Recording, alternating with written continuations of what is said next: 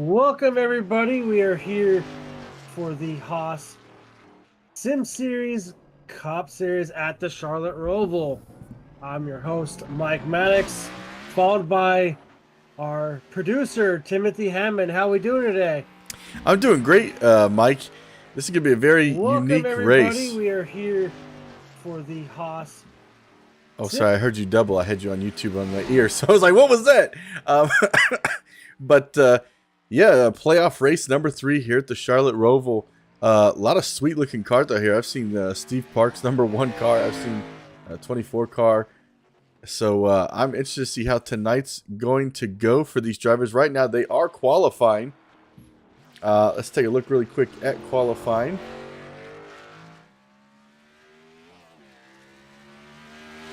As we're looking at qualifying, that number 89 up front again. Surprise, surprise.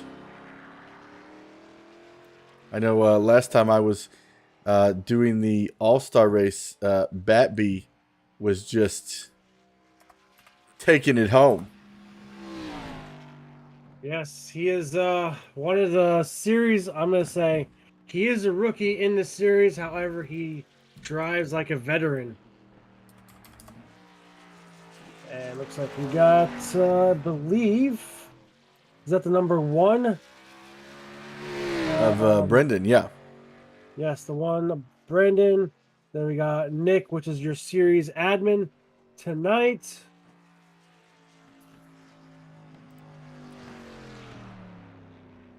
I believe we got the Red Dragon in the number 4 and at 42, Alan Bledsoe. And Tim, if you want to give drivers our inside peek as far as this track and what are the advantages and disadvantages of the Charlotte Roval? I know Man, you've been here a couple times. it's I'll be honest, personally, hate this track. I hate running this track. It's challenging. I mean, you're so used to the oval track of Charlotte, but you know, since they added the chicane, they've added so much. Actually, let me go take a look. I can actually take us through. Nope, it's not. It won't go. Oh, it's what is happening? Sorry, I'm trying I to figure believe out. nobody's on track at the moment. That's why. Yeah, so it's not letting me actually just go look at those places. Um, but yeah, just a very unique track, especially going down the backstretch. That chicane is you got to do a direct 90-degree turn, another 90-degree turn, then it kind of tapers off back into turn 3 and 4. So you're coming around turn 1 and 2 of the oval. About what would you say, Mike? 170-ish miles an hour, 60 miles an hour, and you got to bring that bad boy 160. down. Okay, yeah, so 160. You got to bring that bad boy down, get it turned down into that chicane, and man, I'm gonna tell you tonight. That's gonna be where a guy is either gonna make or break his race. Oh man, we've seen the Charlotte Roval updated twice since it was released to us here on iRacing. We have the first version that was originally released by iRacing, and then they had made changes based on NASCAR's rulebook, and I'm looking forward to this. I believe there's 9 drivers here this evening. It's going to be a tough race, but I think it's going to go by a little quick than you expect. And that's another thing that I want to discuss, Mike, is this is going to be almost an endurance race. You got to think 100 laps here at the Charlotte Roval, and they're running about a minute and 20-ish, 22 seconds a lap. You're looking at maybe almost 2 hours of drive time. And that's if you stay consistent. We're not even talking about actual race times after you get wear and tear on the tires and things like that. So these guys are going to have their work cut out for them. This is going to be who can stay laser focused this entire race. Yeah, this is going to be a challenging race. And I believe, Tim, if you can bring up our starting lineup. Uh-oh. I've never done that. I don't think it's correct. Hold on. We're going to see how bad it looks. I want to apologize to everybody Yeah. just tuning I'm in. not using. Yeah, that's not even what it's supposed to be. Actually, it is. No, it was said something about a lemonade stand.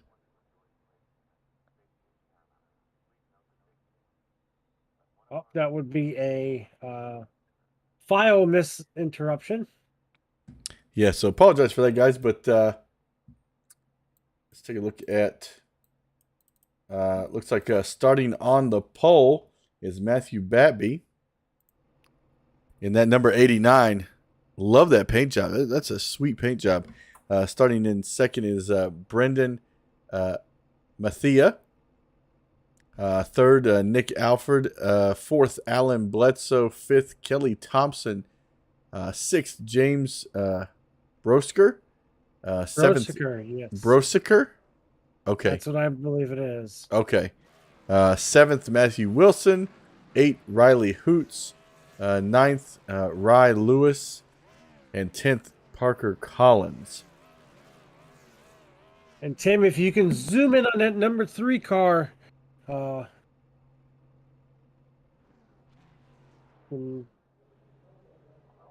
was trying to. What's a good zoom in? apologize, we got a rookie guy in the booth. There we go. There we go. Look at that amazing paint scheme. Going to throw back to Dale Earnhardt. There you go. Start. Get a good view right there.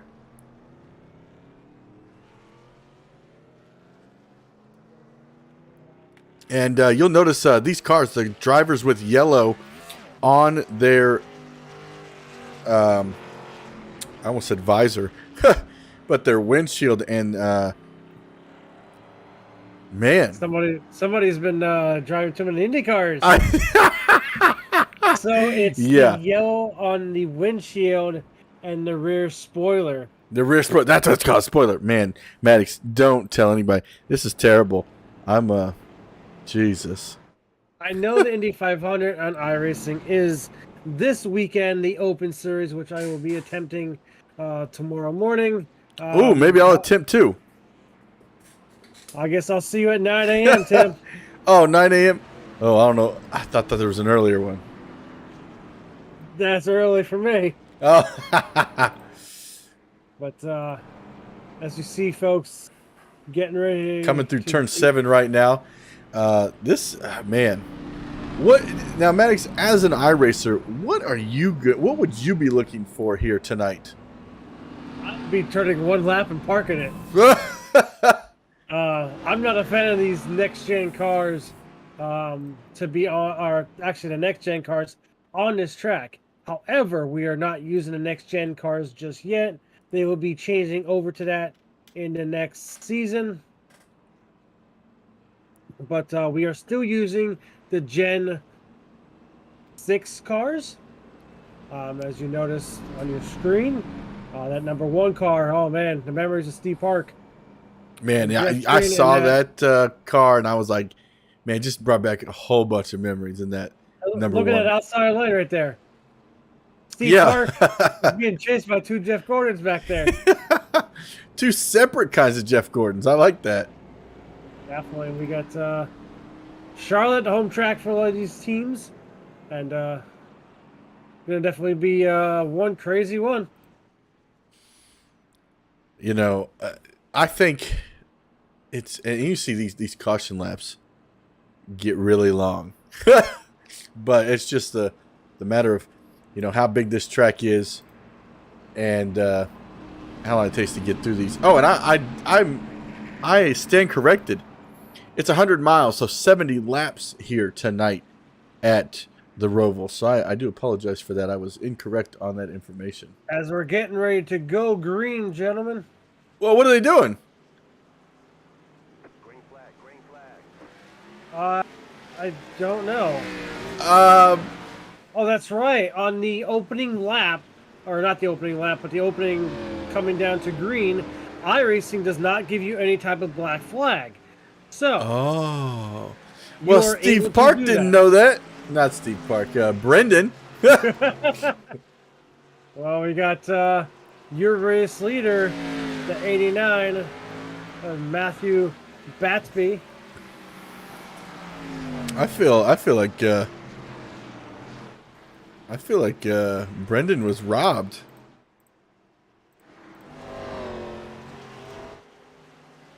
You see, coming here through the Roval exit, coming into the NASCAR turn 1 and 2 here. Matthew's got a great lead over Riley Hoots right now. You see, these guys are pretty spread out, but Brendan's already gained back some of those spots that he did lose there on that opening lap. I believe Riley Lewis and Parker Collins. Riley Lewis has disconnected from the session.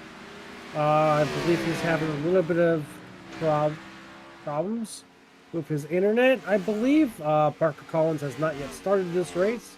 So it looks like we are down to 8 drivers. 8. But, you know, for these drivers, for their sake, you know, it's kind of a good thing when you have less drivers at the Roval because the less likely that a caution will happen. Well, at the road courses, there is no caution. You say there's no cautions? There is no cautions. Wow. Okay, that's good to know.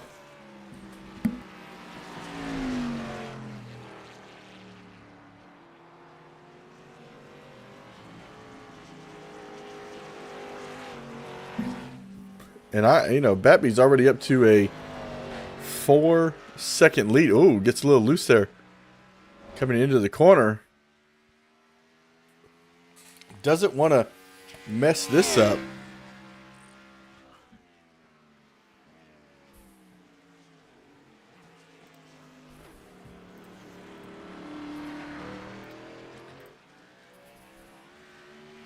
Okay, there we go. I was having some technical difficulties.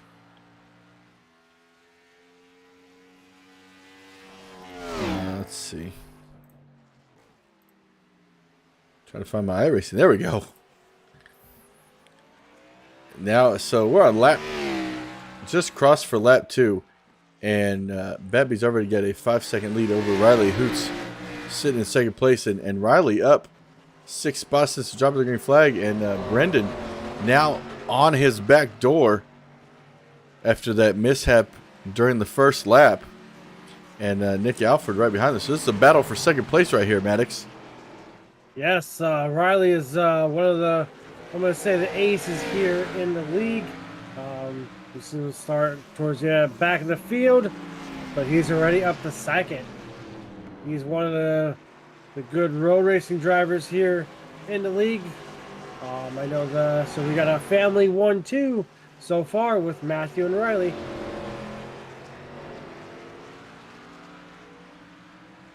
And we see these cars get loose and squirrely out of that little infield road course, you want to say.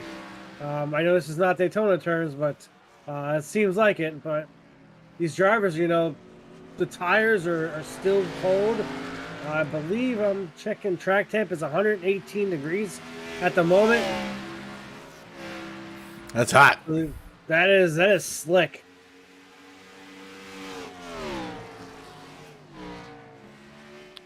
Wow, you see Brendan gets a really good turn in right there. And you see how slick it is. They come off that corner and get back into the gas. And you see the 24 get a little wiggly there. Oh! A little too hot there. Heading into the first turn.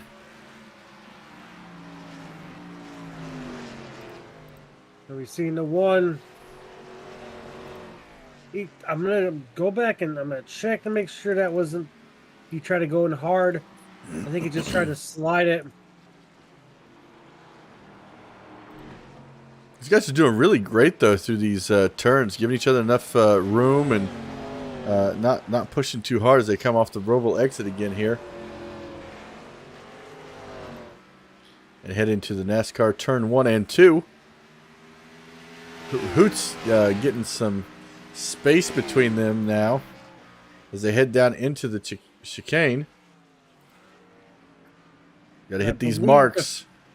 I believe the 51 has some right front damage. Oh, the 51 of Kelly Thomas. Let's see. Oh, yeah. And, definitely got into something. 22 of Nick Offord. That's the nature of this this car and this track. We're gonna have a little.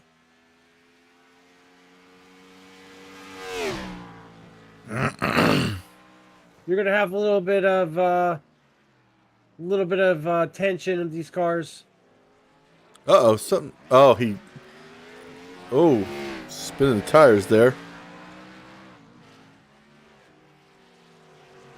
Oh, he missed the corner.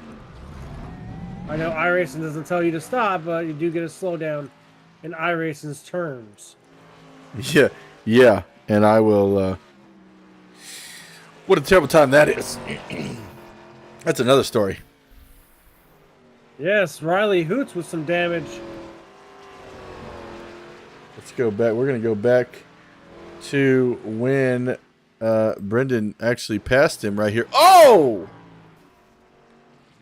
Right there it was. We got to go back. Man, that was massive. We're going to do a slow-mo here. Go to Riley Hoots right here in the 24. He just jumps over the turn, and that just pushes him straight into that outside wall or inside wall. I don't know which one you want to call it, but man, major damage to the right side of that car. Yeah, that's devastating for Riley, but I don't know. I see we got 3 clean cars still on track. 4 actually. Woo! Bebby getting loose there off the corner. And you know what? It's going to get even worse. As soon as these drivers, burn all this fuel, it's going to get very, very loose.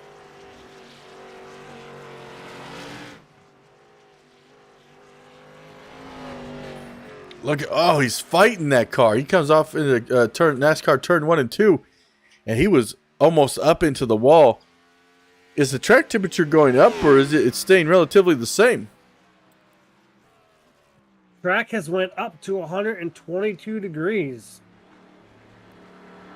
And Tim, if you could take us to the gyro cam of our race leader, you can see him getting hard into the corners, as well as getting off, and how loose he gets. And you got to be careful. It's only lap 7 here.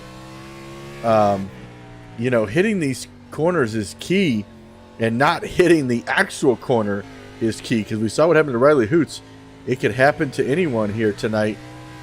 You see, look how loose he is. And you hear the engine sound, trying to bring it down, kind of reel that car back in, and you hear the tires spinning as he gets back into the throttle right there. This is no easy feat, and it's only going to get more difficult as tire wear goes on and as this race goes on. Yes, and I believe I made a mistake.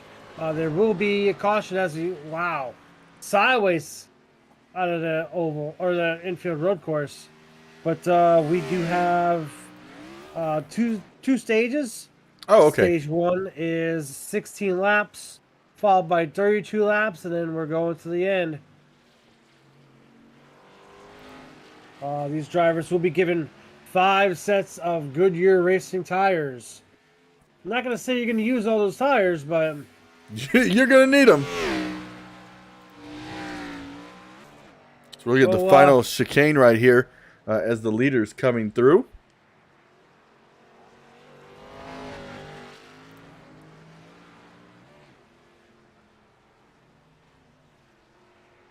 Doing a great job here. Right now, he's got about a 9-second lead over Brendan, who has overcome all odds after his little hiccup on the first lap.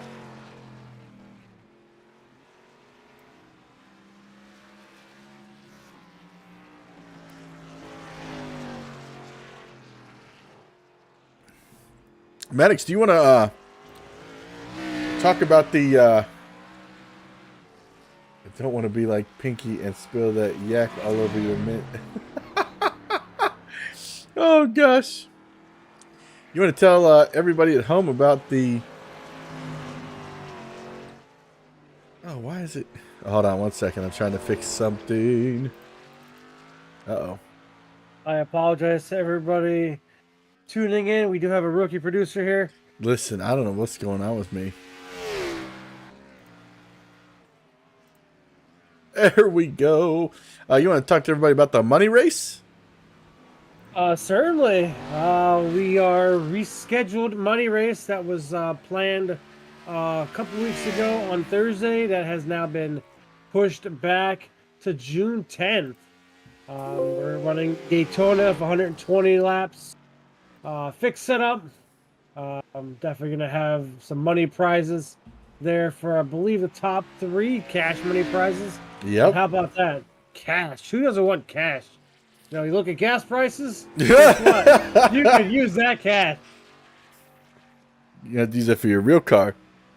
Man, look how he gets yeah. sideways through there. And I want to give a huge shout out to Captain Jack's Smokehouse. I hear they're down in Florida. You're going to have to check them out sometime, Maddox. Yeah, definitely. I know you are from Florida. And Tim, if you pull up the second picture, oh man. Oh, I know you're going to make everybody at home hungry. Yes. Oh. Captain Jack's Smokehouse. Oh man, look at that. It looks so good. I'm over here drooling. I should have brought a towel to the broadcast booth because it's getting messy up here. I want to give a huge shout out to Captain Jack's for sponsoring the High Octane series here. As really the season is almost wrapping up, Maddox. Yes, believe gonna have our points up here shortly. But speaking of wrapping up, I think Matthew, your race leader, is trying to wrap this race up very early. Yeah, he's really out there slicing and dicing. Trying to look at... here's the schedule I'm looking for. Yeah, so tonight is the Charlotte Roval race number 3 here in the playoffs. Next week, next Friday, May 27th, Michigan, 180 laps. And then the final race, June 3rd, 180 laps at Homestead, Miami. 2 really good tracks coming up. Oh yeah. Speaking of next week, I'll be back in the executive booth, so to say. Not to spoil Tim's fun, but we'll be back joining me for sure, and we will be hopefully having some amazing racing like we have here tonight.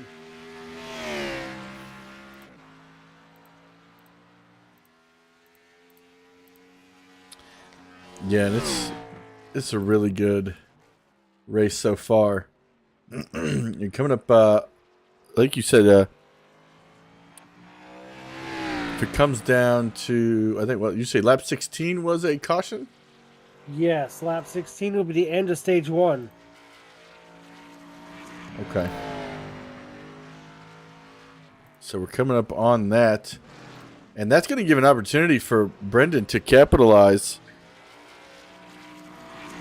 on that caution. And maybe this time he's gonna know not to go down into the chicane. Oh, I don't want to bust your bubble, Tim, but I'm looking at the track 10. 124, it's going up. Man. And now Nick is slowly catching Riley here.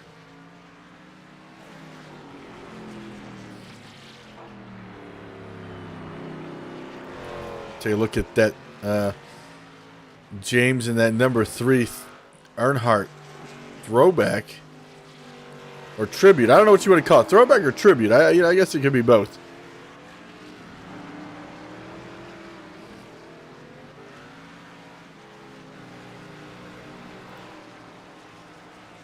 It looks really nice. I really do like that car.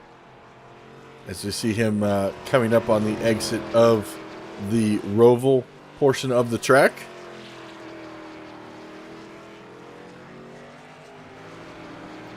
Taylor, that 51.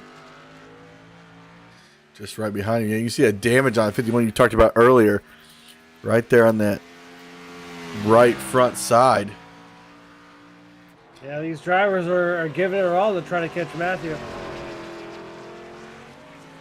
And in 7th place, actually right now, Matthew Wilson in pit road. He's been there for 4.5 minutes. Not sure what could have happened there.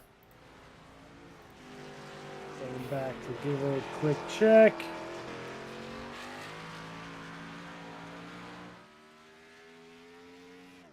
No, it just looks like it was a driver went down, had enough of this track. Pretty much like me and you. Oh man, back in the good old days, huh? Listen, forget this. Oh man, NASCAR sim racing days, huh? Speaking of beating on track, look at this lead by Matthew. 12 seconds. Might as well be 13. Riley Hoots, 20 seconds and growing. This is the... I'm not going to say there's a new record coming up, but we'll see what happens here towards the end of the race.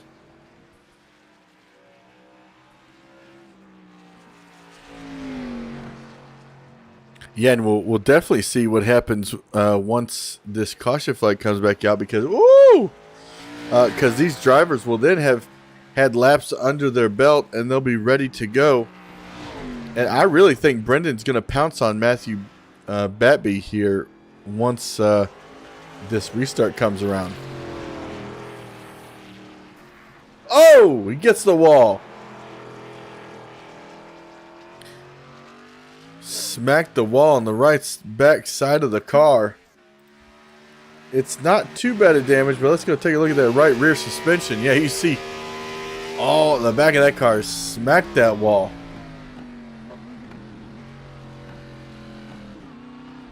These drivers do get one fast repair, which is a quick repair to the car. I know in my day I try to hold off and not use it until, you know, I blow an engine.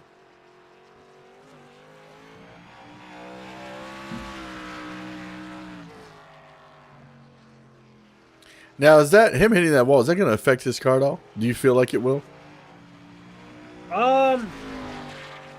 I believe it will. Yes, it's going to affect not much. He does have about what 15-second lead. Yeah. I think he can just coast. As I'm looking in the race chat, that the admins have closed pit entrance, so we are coming down to the wire here for our first stage break, so to say. And Matthew is a 5-time winner and a 4-time pole sitter. Oh man, it sounds like Jeff Gordon did. Yeah, did Jeff Gordon get in this car? I mean, that's well, normally he's always in that type of style of cars. But wow, look at this. He is putting on a show. From the green, dropping the green flag.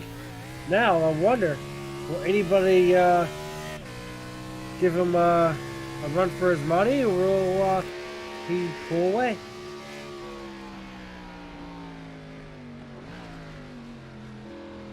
I mean, you see a first-hand account of, you know, what these drivers are looking at on the track. Full throttle, get it, coming out of turn one, come close to that inside apex. Wait to get back out into the gas, come through this corner, out, exit the pits. A lot of this area is really management of the throttle, Maddox, and you know the best of the best is going to be able to pull it off every time. Because if you don't have throttle management and control through this Roval area, it's going to be next to impossible to come close to winning this race. Oh man, that's the key for this race. As we see him just scrape the wall one more time. That was the same place he got it last lap.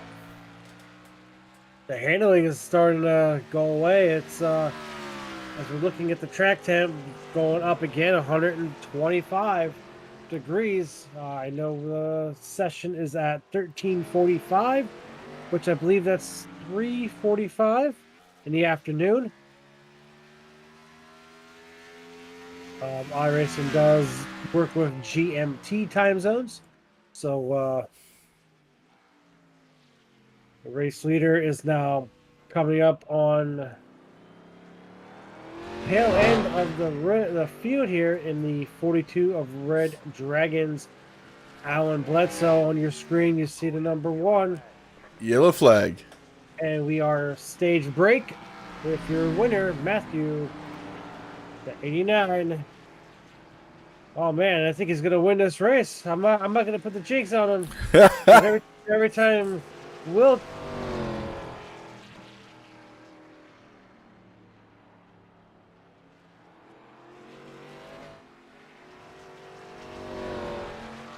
I was just had to listen to the race control there.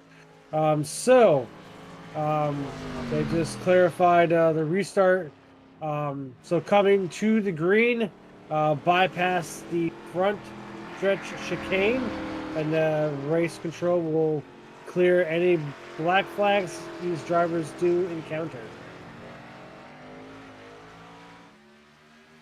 So that's something you caught the start of the race. But wow, we our first stage break with 89 and Matthew dominating that stage. And the one car, man, I don't even see a scratch on that thing. You know, I don't either. I was taking a look at that. He really was driving the wheels off that thing. He lost 6 spots at the drop of the green flag, and he gained all of those back to be back where he started at this race. So I'm telling you, this restart is going to be much different than the last one, because now Batby's going to have somebody who may be there till the end.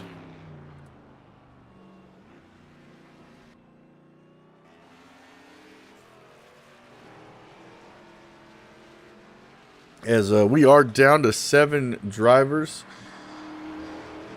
right now. You're looking at second place, Brendan Mathia. I believe don't count me on that. He's one of the new drivers in this series, so I can't count the name correctly.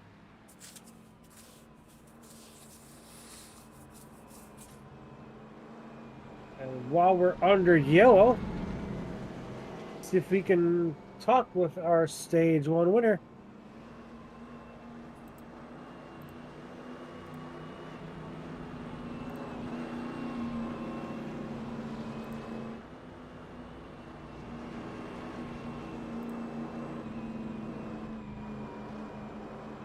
Matthew, this is Mike and Tim up in the 10-4 broadcasting booth. You got a copy? Yes, I do. Oh man, 15-second lead there. What's on your mind? What's giving you the advantage here? Yeah, I guess I just cruised right to it. I'm surprised that I pulled away that big of a gap. Really just trying to not wreck the car. I got into the wall a few times, so just trying to cruise to the win here and go win the championship. I was just about to mention that you got a little one beat banging on your right front fender, coming out of the infield. I'm looking at track temp about 124 degrees, so this track is very slick. Any keys to victory for the next stage? Well, I definitely think you have to be very careful on the throttle because these cars snap around on you really quick. So you definitely got to be careful. Do you feel when you're less on fuel, it's even worse? Yeah, definitely. It gets really, really loose. All right, we're gonna let you go back to your team while you're coming down pit road. Talk to your crew. Maybe they can get you back out there in the race lead. I sure hope so. See ya. Hopefully, we'll talk to you in stage 2. Yeah, I hope so. See you then. Good luck. Thank you. And Man, that it's was it's gonna be that was your difficult for anybody to overtake him, I believe. wow. That was your stage 1 winner. It's all these drivers I'm hearing in the chat. They're like they do not like this track. They do not like road courses. But Oh, this road course is different. as we have a new leader. I'm gonna say Steve Park is out front, but Batby was getting that damage repaired. That's what he was doing. yeah, it's exactly what I was just about to say. You read my mind. And I know these drivers do get fast repairs, so it doesn't look like he used it. Looks like Smart. he just yes, it is smart because you can have I'm not gonna say the worst happen, but definitely smart by Matthew there and his crew. Yeah, big time. So right now, your new leader, Brendan, who is who I believe is going to have a shot at this out of everybody. And speaking of our first stage break, as we're still under caution, this race is also sponsored by Captain Jax. I know, Tim, you're Oops. hungry. Oh, I am. So let's look at that. Oh my, wow. I haven't even eaten dinner yet. Look Look at that. I would love to order that and have them delivered all the way up to Pennsylvania. But Captain Jack's Smokehouse on Amelia Island. I believe, Tim, you are familiar with Florida. I am not. Listen, you all got to go check out Captain Jack's barbecuesmokehouse.com.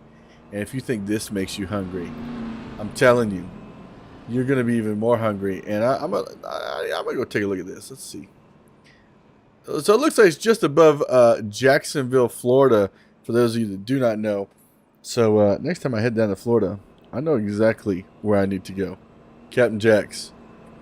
And looking at the reviews online, 4.5 stars. It's got to be good. Whoops. Even my cat is saying it's good. He's meowing in the background, but and I know we have another sponsor as well. Dubby. Is that how you say that? Yes. Or Doobie? I don't know.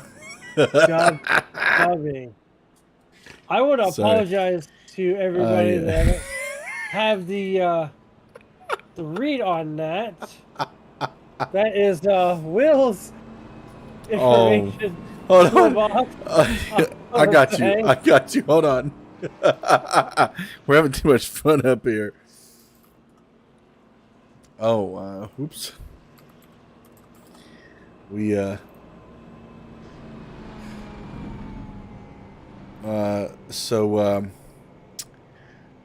Dubby is made by professionals, produced in the USA, and is registered with the FDA.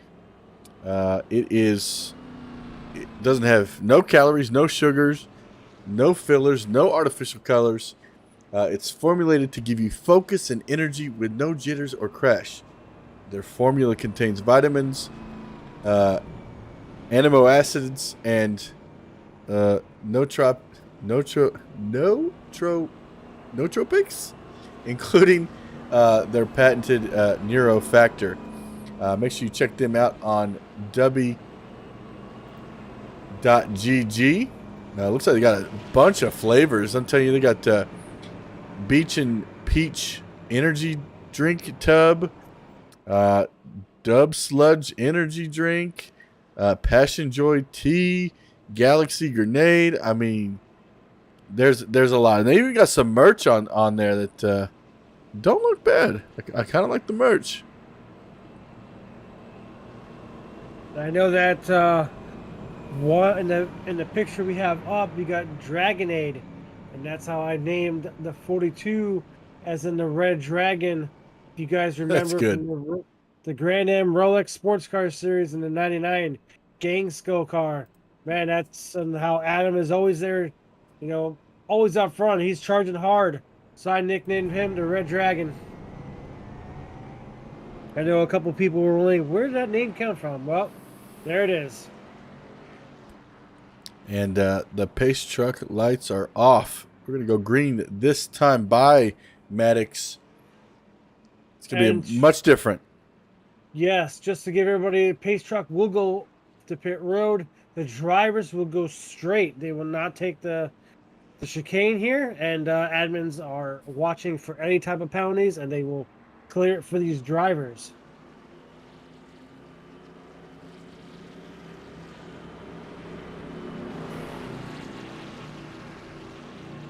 Just run over the cones. Green flag is in the air. All right. Enough into turn one. See what happens here. Whoa, somebody locked it up. Clean start so far.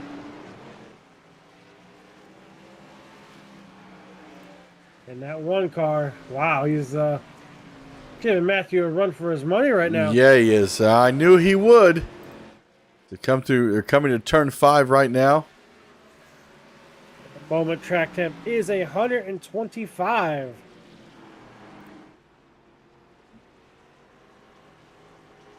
Four fresh tires on these cars. Whoa! I thought he was going to hit that wall. I did too.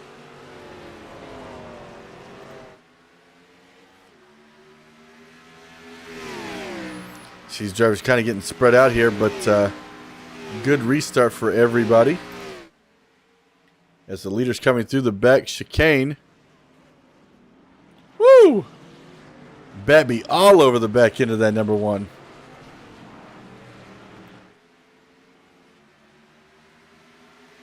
One able to put some distance. Oh, the 24 gets high.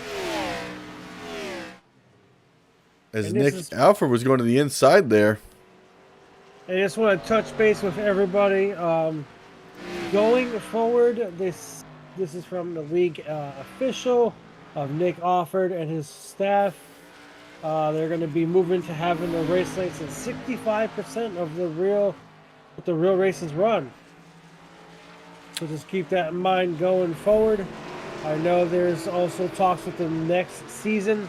If you guys like the racing that we put on here every Friday night, you can check out the High Octane Sim Series for Season 3. They will be moving to the next-gen cars. And there will be sponsors if you guys would like to have a sponsor put on your car. I believe there's a fee for that to try to keep everything simple, clean, better.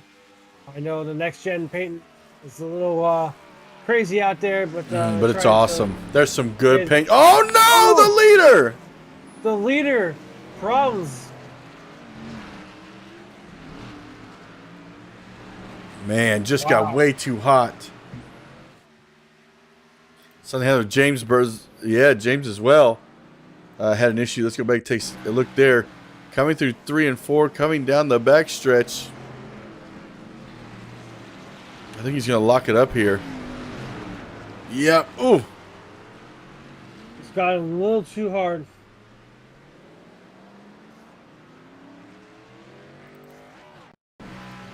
And I'm gonna go back and look at this because this was, it also got Batby backed up here. Give a little slow-mo coming down the backstretch. Maybe actually we'll go gyro. We'll see what happens on Brendan's car. Coming through. just does not get slowed up. No. You've seen the RPM was still high going and entering in that corner. Back up front, your new race leader, 89 of Matthew, has now taken that lead back. And he's saying, one car, I know you're Steve Park, I know you haven't ran in many races. I'm going to take it back and I'm going. See you later.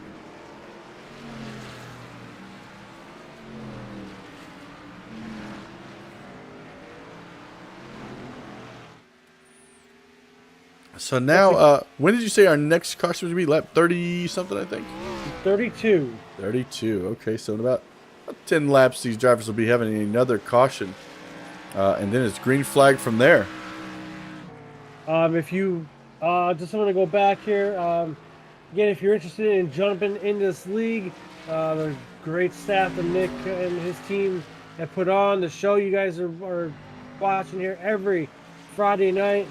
It's going to be $25 per driver to enter the league. So they're looking for prizes there at the end.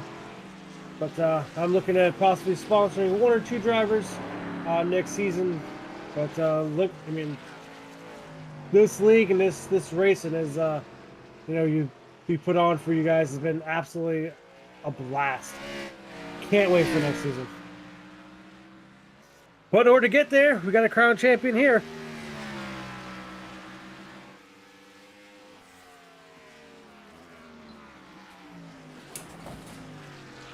Yes, we do, Maddox, and it's really heating up here. Let me see if I can find the points for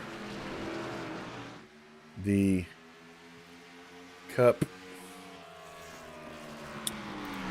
Oh, wrong button. Okay. I just pulled it up. So Matthew Batby, currently your race leader and points leader, 12 points over Alan Bledsoe. 5 wins for Matthew Batby. And Parker Collins, what? Man, 4 wins for him. He's unable to make the race here tonight. That would have been huge for him.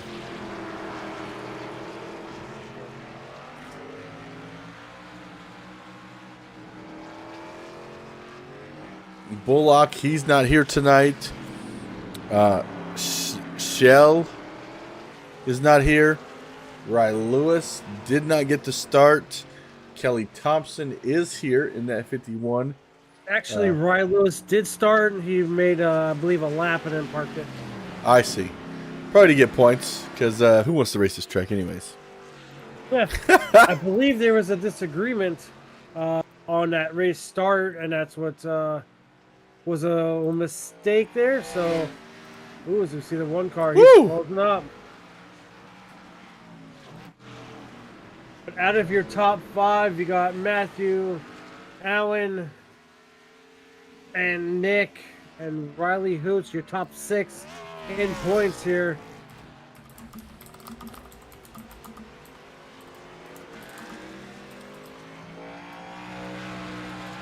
Oh, I thought I heard the 89 scrape that wall. Gotta double check on that. Yes, he did.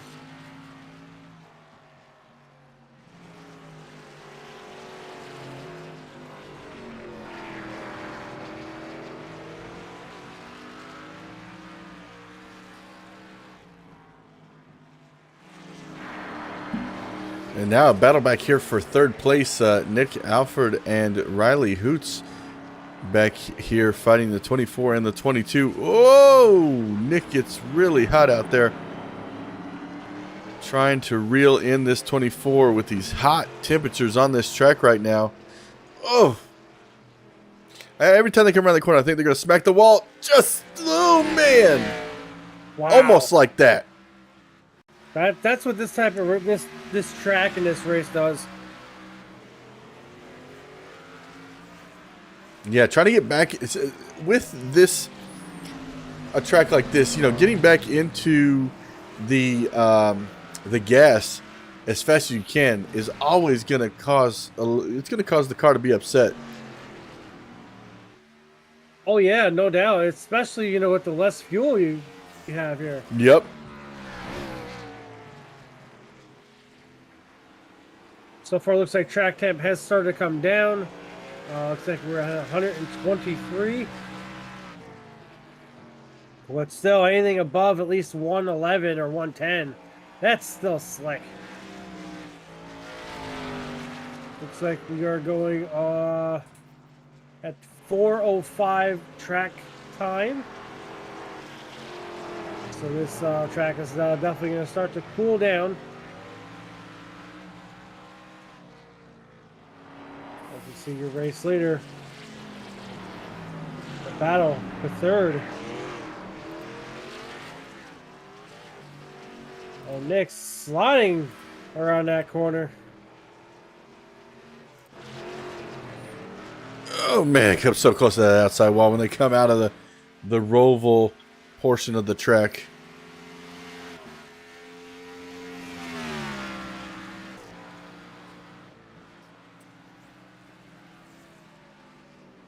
These drivers have about, maybe I'm going to say 2 more pit stops left in them.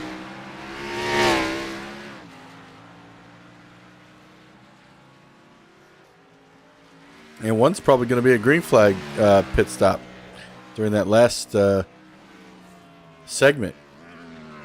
Yes.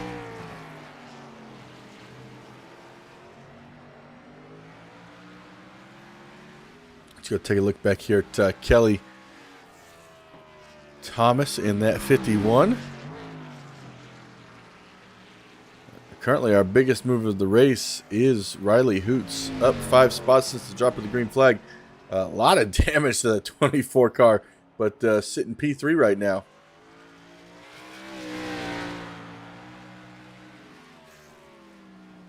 Ooh, we just race leader as I'm looking here. Ooh, race leader problems. And Wow. now, we're going to go back and take a look here. See what happened. Oh, coming out of that, like I said, every time coming out of the Roval area, tags that wall just like he did last time, comes out onto the track. Oh, Hard hit on the outside wall. that was a pretty big hit. That was a hard hit. Definitely going to affect this car for sure. And new race leader. I told you, it's all about... Oh, no! Oh, man. Surprised iRacing didn't penalize him for that one. I go back and double check that. Oh, he may be getting a penalty, but I'm double checking from my side of it.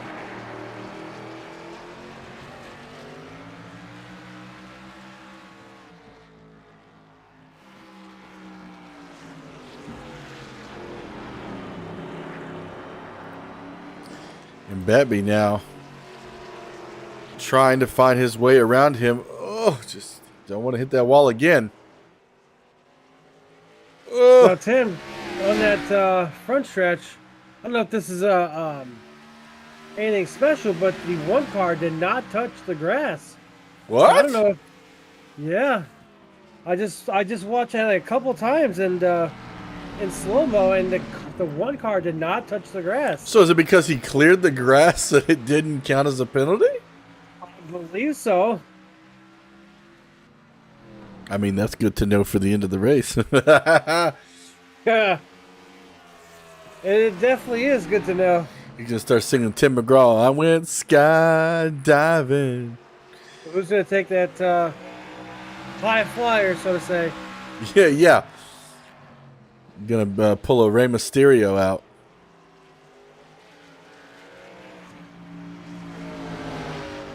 Man, these two are really going at it all over the track. They're slipping and sliding. Now, with these stage breaks, Wait, did something... Oh, something happened to Nick back here. All the way fell back to 6. Let's go back and take a look here. Just came up. Looks like he's going into turn 1 here. Oh, locks it up. Almost pulls the Chase Elliott. Oh! Ooh.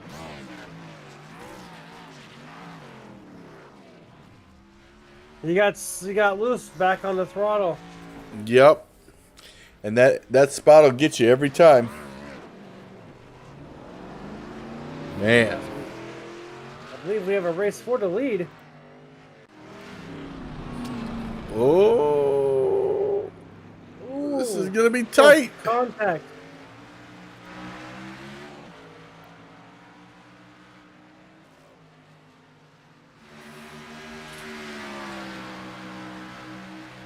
This is some great racing from Matthew and Brendan. Yeah, it's great racing for the Roval. I mean, that's, two drivers that are sticking neck and neck here coming down the front stretch.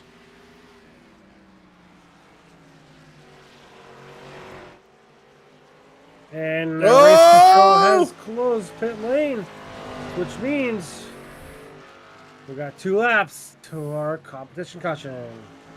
Actually, our stage caution. Look how loose these guys are right now.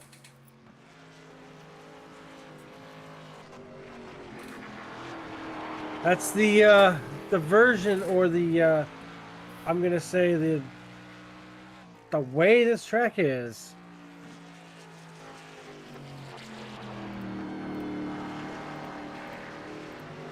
Like track temp has not changed yet from when I last reported on.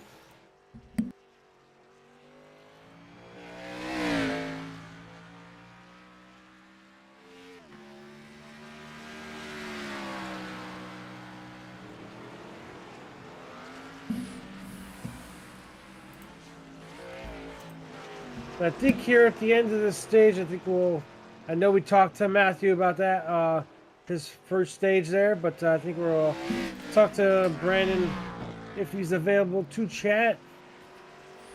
Oh, yeah, because he's doing a great job this second stage. Now he got a good start there.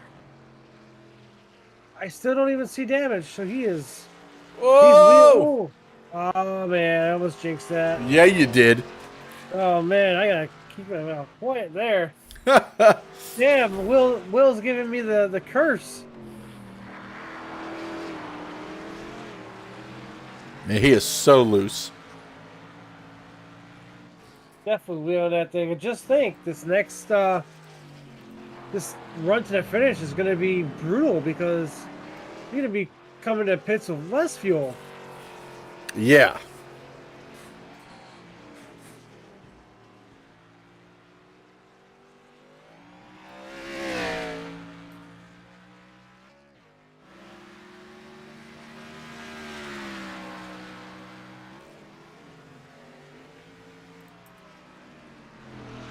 Cam, I know Will normally asks me these questions, but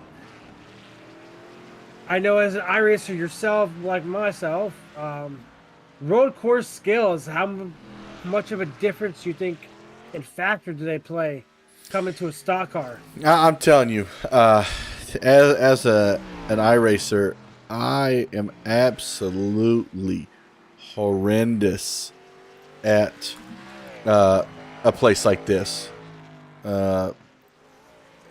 To be honest, I'm only decent. Caution is out, by the way, so Matthew Bebby is going to be your stage 2 winner as well. But back to your question, Maddox. Man.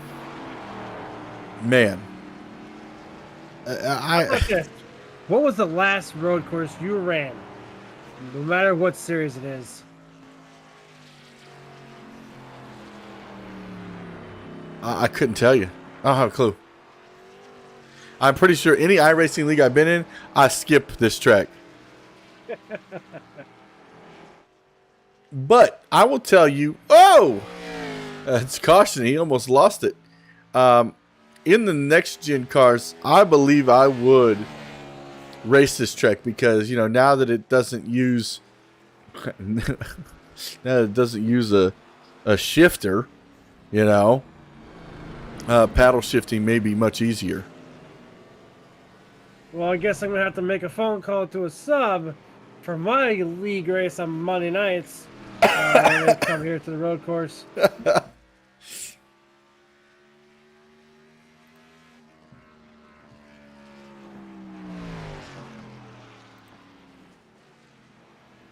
And speaking of road courses, this is the High Octane Sim Series race number 3 here at the Charlotte Roval.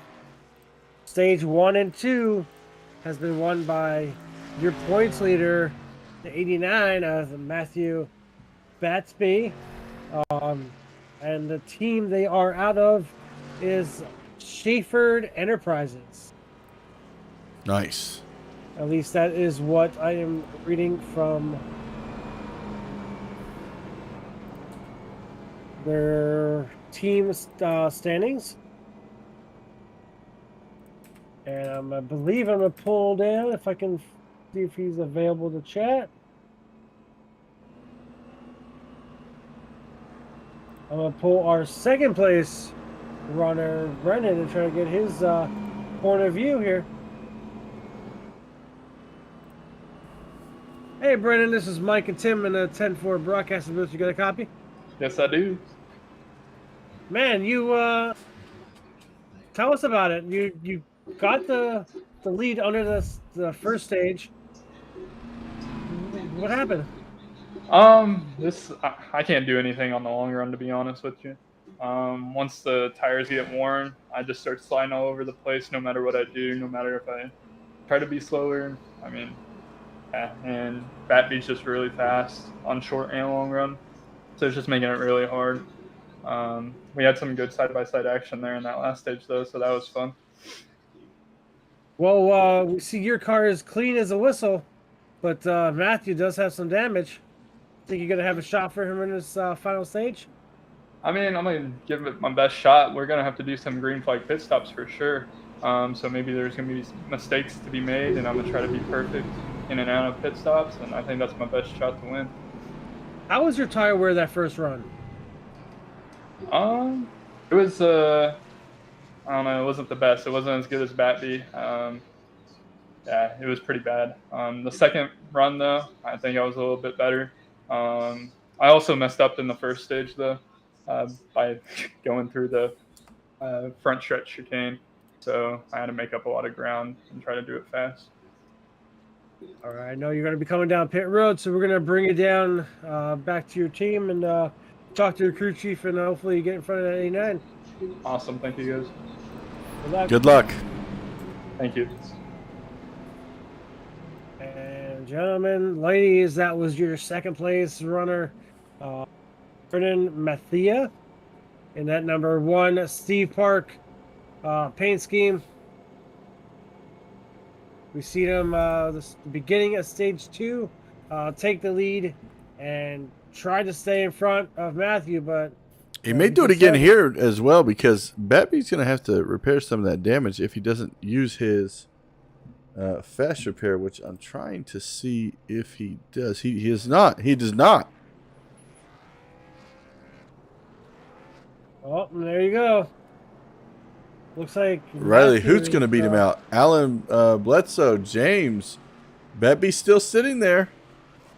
Remember, I don't think this is a good idea. I don't know. I think, remember, Matthew hit that wall hard. So he really did. Oh, the 51 misses his pit box. No, I think he forgot. He thought to go straight. It's not the oval. Now, this is going to be a challenge for Batby here.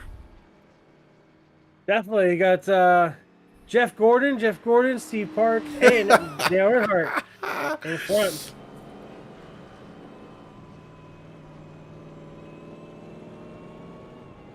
As we see James is racing at a Mountain City, Tennessee.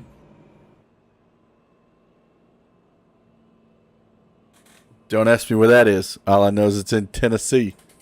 And Maddox, you're the only 10 I see. Oh, man.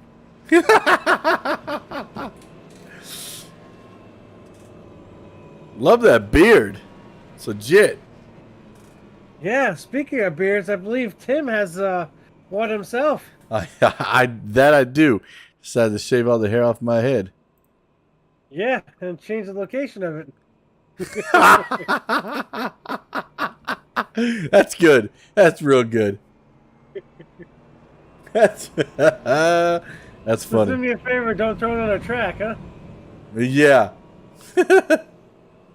Looks like pace truck lights are still Still on. on. These pace laps get long at this track, but you know, it just kind of calms these drivers down. And how do you think Brendan is going to approach this restart compared to the last one? Because this time his competition is not here.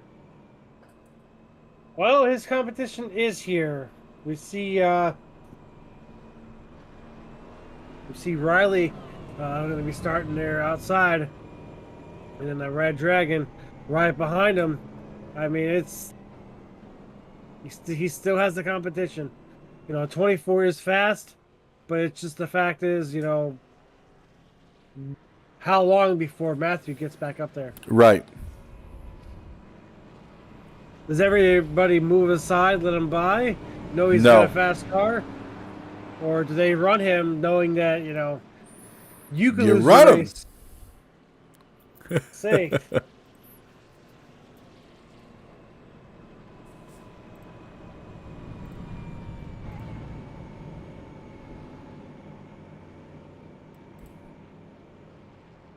you know, watching these guys run this Charlotte Roval gets me my juices pumped because my team is actually going to be running the majors 24-hour race at I'm going to say on legal terms a track in France that nobody knows about. A track in France. Tim, you can use your brain. A track in France that nobody knows about. Oh. That everybody would be racing at in June. No, I don't have a clue. I cannot say exactly what it was because I don't want any lawsuits coming down to us. Look at this. Over 3x with the pace truck.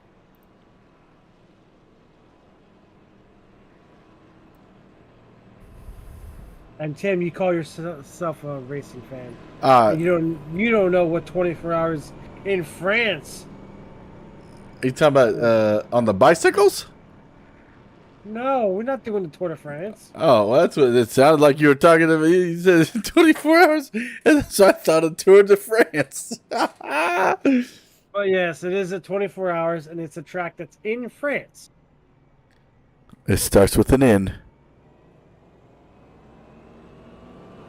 It starts with an L. An L? Man, I suck at this game. But as we're getting ready to go green, remember the pace track will go down pit road. The drivers will go straight.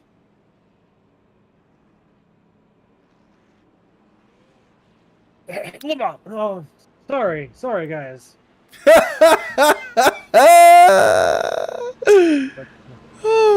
Sounds got a little cold over there. Oh yeah, there we go. Going back to the green as we're gonna take out the cones like bowling. This is great. There we I love go. seeing that happen. Green flag. 24 the 42 of Bledsoe spun those tires. Oh! Wow. Trying to stay back in this pack because this is where things are going to get interesting. Oh, we received one pass. As Matthews already got by to 3, as he has lost a couple spots on that restart. 5 spun his tires and then got way too hot into that turn number 1. Whoa, 24 tried to go to the inside there of that 1. Ended up having to check up here. We have 2 24 lookalikes. Yeah, that was the 24. Riley Hoots.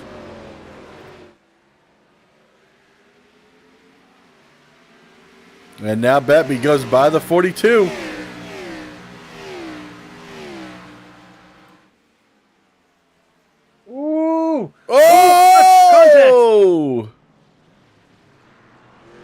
24 gets into your race leader.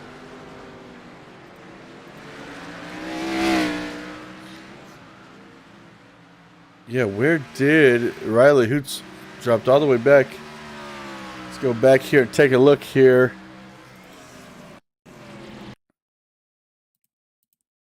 We're gonna go back just a little bit. Like the 24 got hot in the Oh yeah, he did. way, way hot. A lot of damage to the front of his car too. Remember, these drivers do have a fast repair available to them. Don't look now. Batby back up to second place. So just remember, drivers, it's slow Whoa! is fast. And as we see, 89 Matthew driving that car hard. And he is a rookie here in the high octane sim series.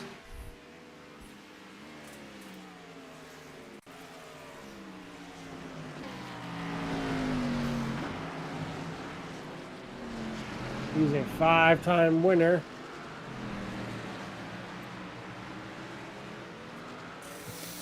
He's a champ. Well, he's gonna be one. I think he may be able to wrap this thing up.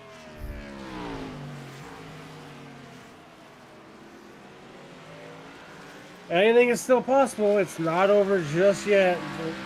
According to my standings here, there is a 12 gap between Matthew and Alan Bledsoe. I think this is I don't know, maybe Nick can do something. You got, let's see, 18 points.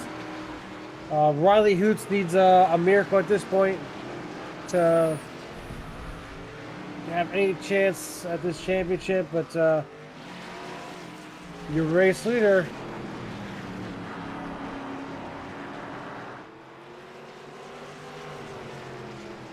he's this is his first race with in the series, although the one car is making his race debut. How about that? First night in the race league. This is his debut? I do not see him on the standings. Wow. So how about that? Going home with a win, your first race. Yeah, that's fantastic.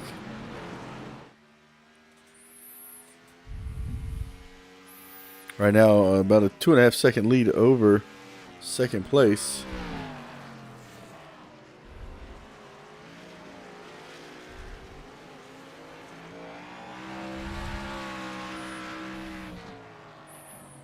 Kind of keeping him at bay. And then remember, we talked about it with Brennan saying that he was not confident in long runs, but we've seen the problems that arise in just that restart. It gives Brennan a chance to smooth sail, not make too many mistakes. Oh. Man, he gets so close to that wall every time.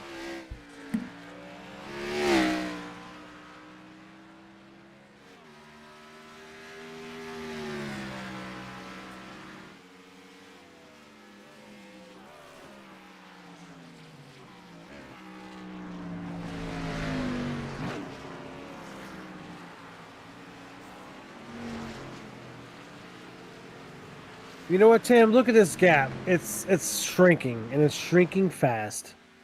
Yeah, it is down to 1.9.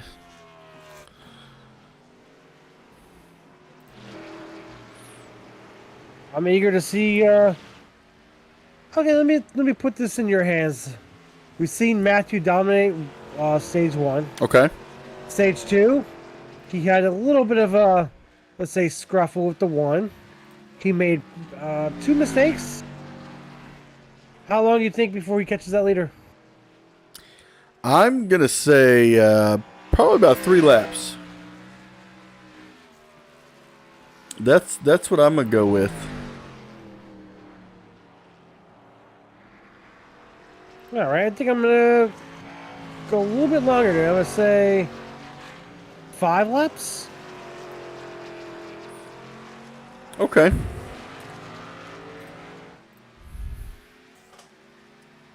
Yeah, and the final answer is gonna be 5 laps. We'll see. We'll see what happens. But you know, Brandon said that he was he not having a fan of this car in the long run, so that can definitely change the outcome of when Matthew catches him. Yeah, it will. I believe we're down to 1.4 at the moment, so this is coming crunch time. Plus, you still got one more pit stop. Ooh, that one's gotta make sure he hits all of his marks because don't look now. Batby is coming. He is coming, but he is coming in a hurry.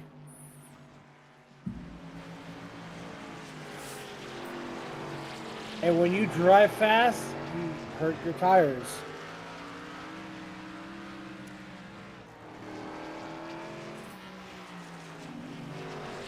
You see, so getting a little loose there, but still staying right there on the back bumper of Brennan as they come out of the Roval onto the NASCAR racetrack. Oh man, he just gets so close to that wall. That's what happened last time.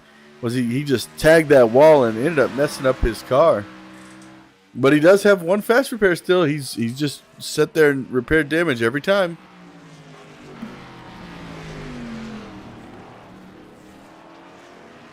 Big move there by the 89.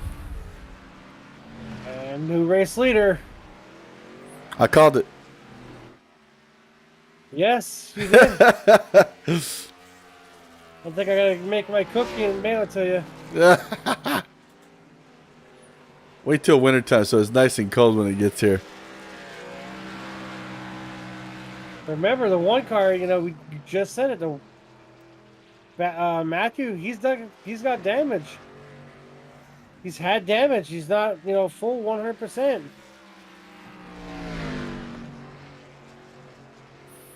You see the back of that car still crumpled up.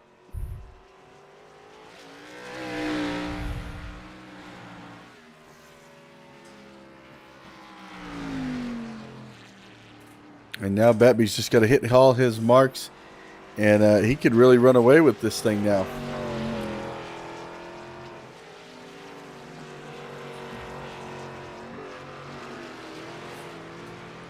And I believe he will, as we see the one car getting sideways out of that corner, coming back onto NASCAR 1.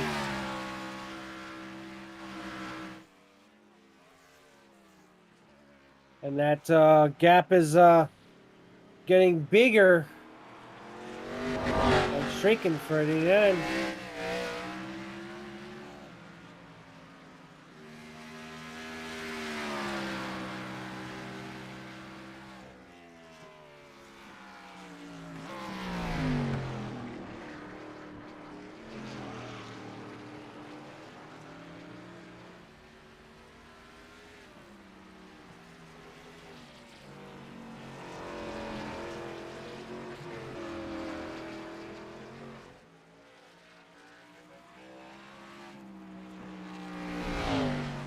Like track temp is sitting at 122 degrees at the moment. Still hot. This is crazy. Like the last race we brought you, Daytona Road Course, we've seen problems for your second place runner. And something happened with Nick as well. I believe the one car was he was pushing. Yeah, he was. Look at that. And that right there could cost him the race.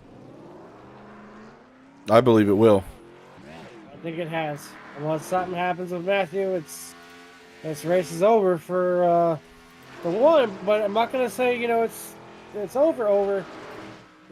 If Matthew has problems getting into pit lane, We have the black flag, cuts a part of the track, stays on the track in the grass. Then Ryan can catch up.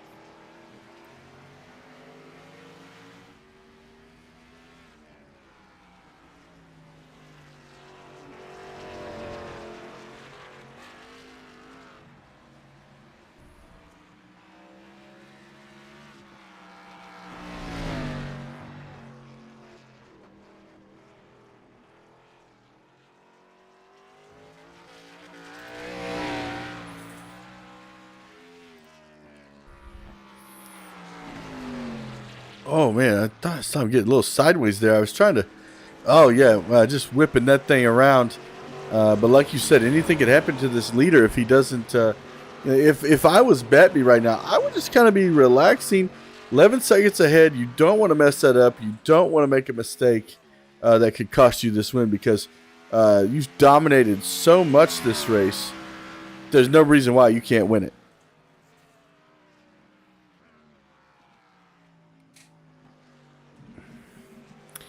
And Maddox, you wanna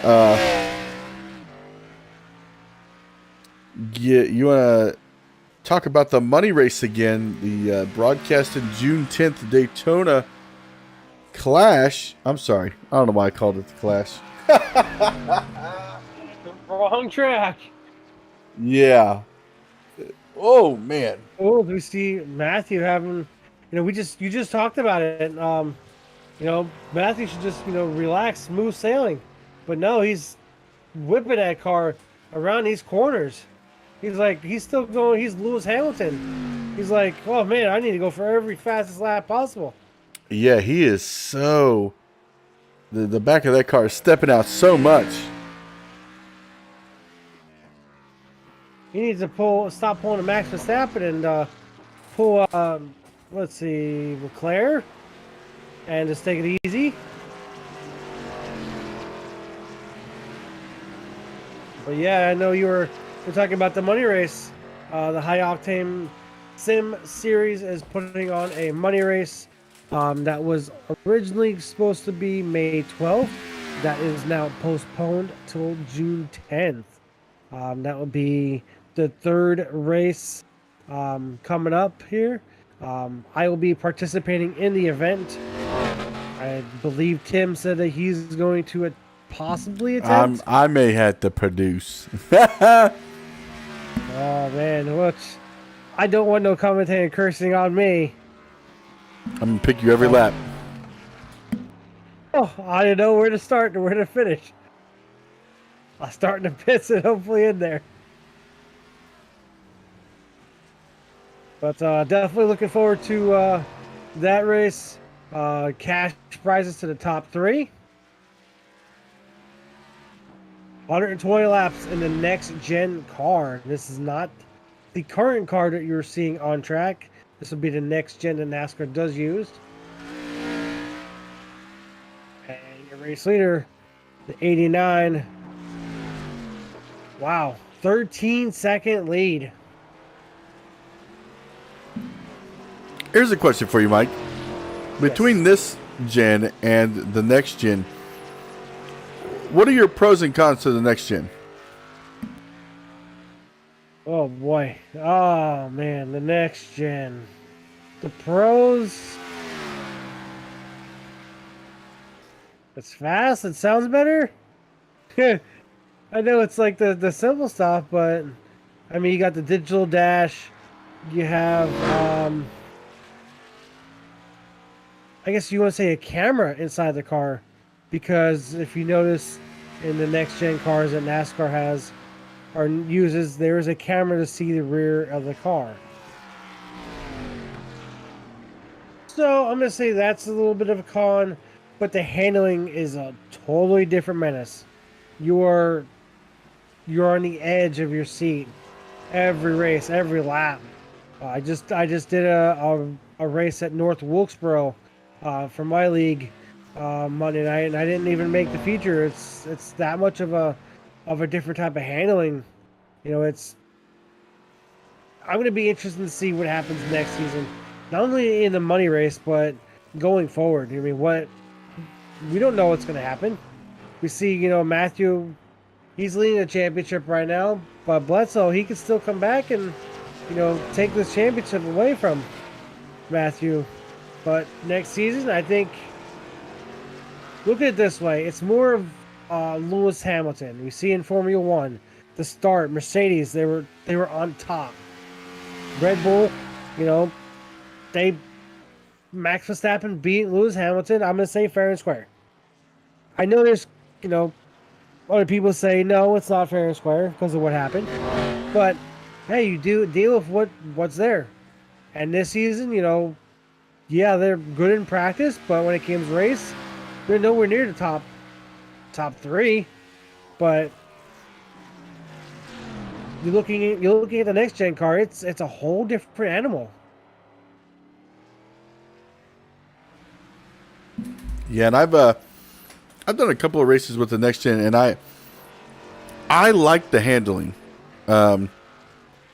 because like you said, it's like a lap after lap battle, which I believe then puts it in the hands of the driver and makes it a lot more fun.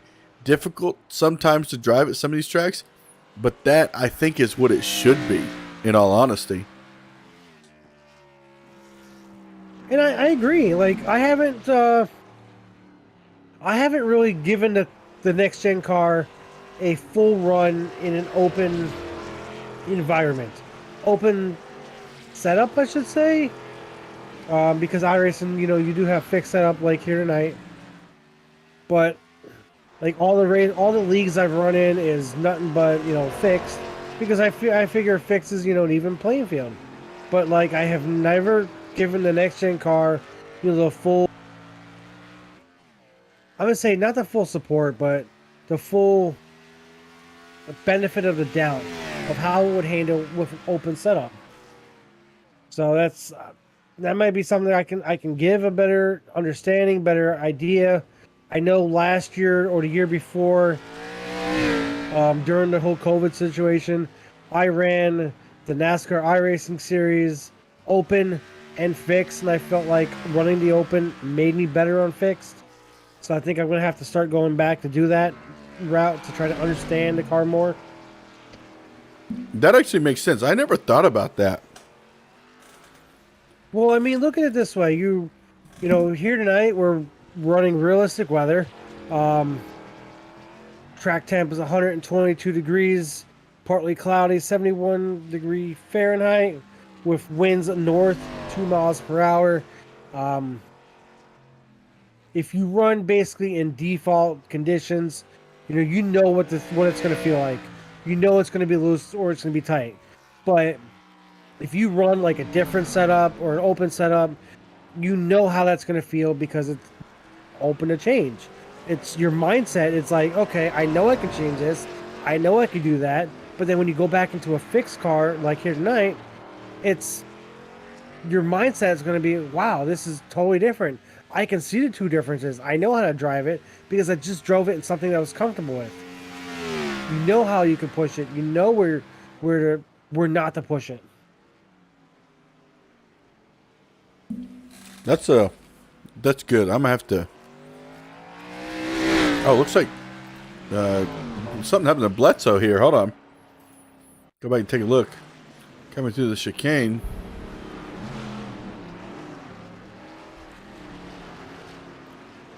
Whoa! Just loses it coming out. Ooh, saved it.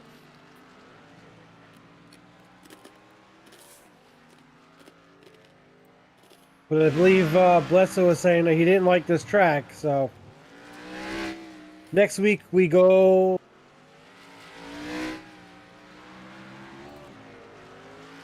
Michigan. Oh man, Speedway, Michigan in these cars. I love these cars in Michigan. Yeah, that's going to be a great race. You and Will are going to have a great time with that one.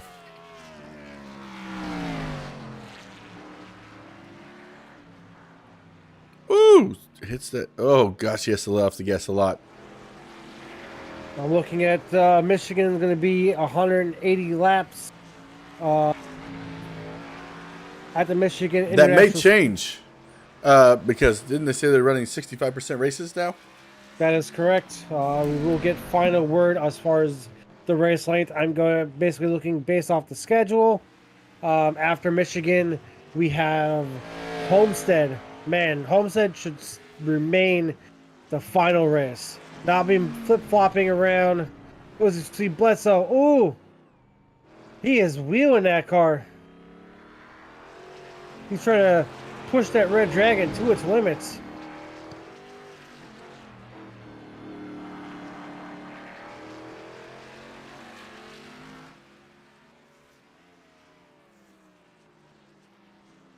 See Kelly Thomas there on the screen.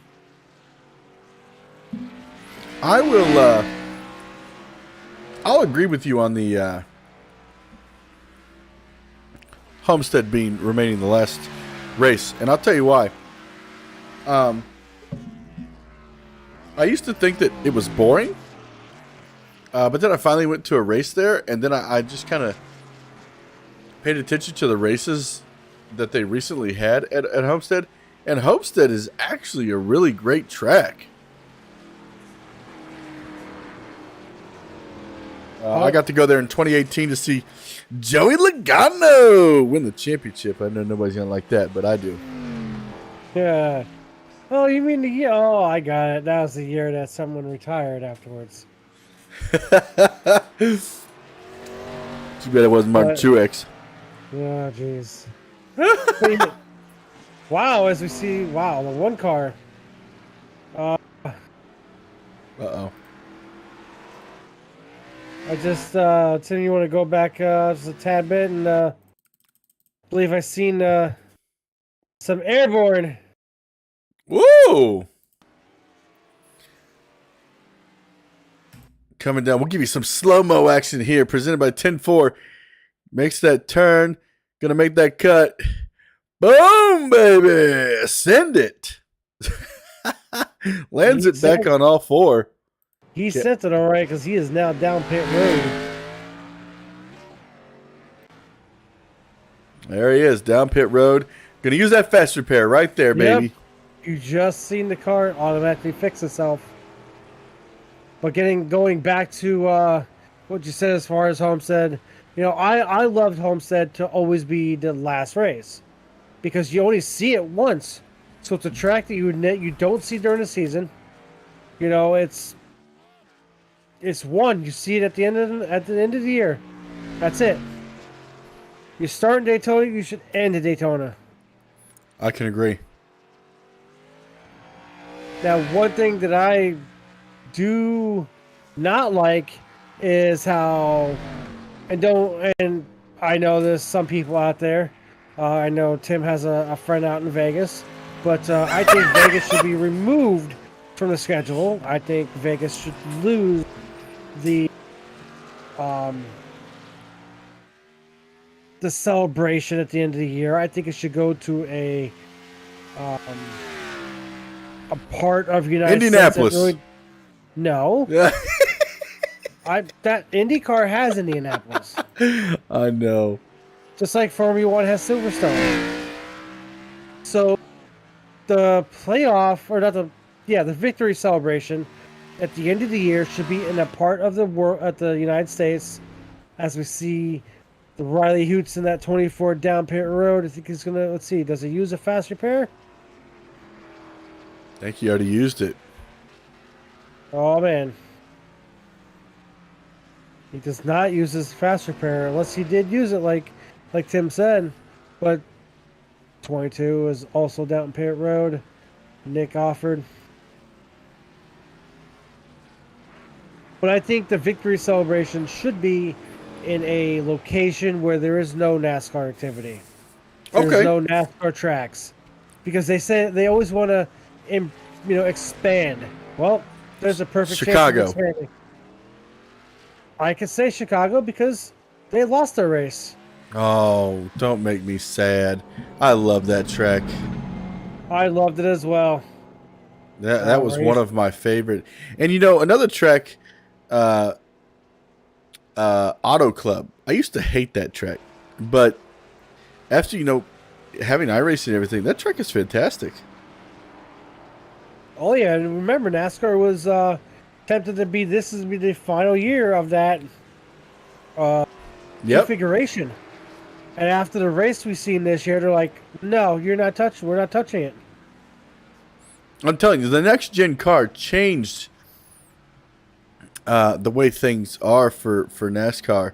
I believe it's a step in the right direction, and I'm really excited for these guys here at High Octane to use those cars next season. I would offer to run in it, but I'm going to be suiting up starting in June with some new teammates. Jerry Nadeau and Bill Lester just sealed that deal last week. I'm going to be running Truck Series with those guys. And I'm pretty excited because it's kind of two names that you haven't heard in a long time in the NASCAR series. And they're going to be my teammates. So that's kind of cool. Definitely cool. Hopefully, you got some 10-4 logos on those cars. You know what's going to happen, buddy. We're going to be racing, and we're racing for autism awareness. I'll be driving the number 93 truck. So it's really awesome to jump on board with those guys.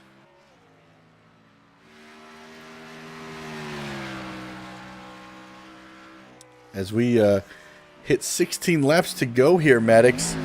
What was I going to say? It just crossed. Brendan has actually cut the lead down to 9 seconds by going into the pits just a little bit sooner. Well, remember, Brendan, he said during that second stage break that, his car's not so confident in the long run. But we're looking at track temp at 120 degrees at the moment. So this could definitely play into his hands for sure. Matthew, we see coming at pits, he did have a little bit of damage, but we'll check to see if he did use a fast repair.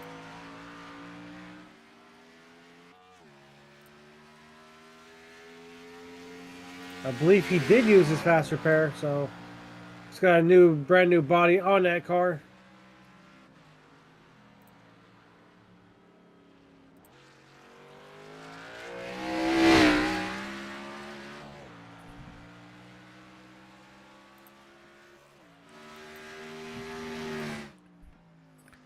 Who's still riding around that major damage to the front end that he unfortunately got. There during a restart, got into the back of that one car, but still sitting P3, biggest mover of the race right now, up 5 spots since the drop of the green flag. As we see now, Matthew Wilson is down pit. Oh no, he's been down pit road. I saw somebody down pit road, so it made me go look.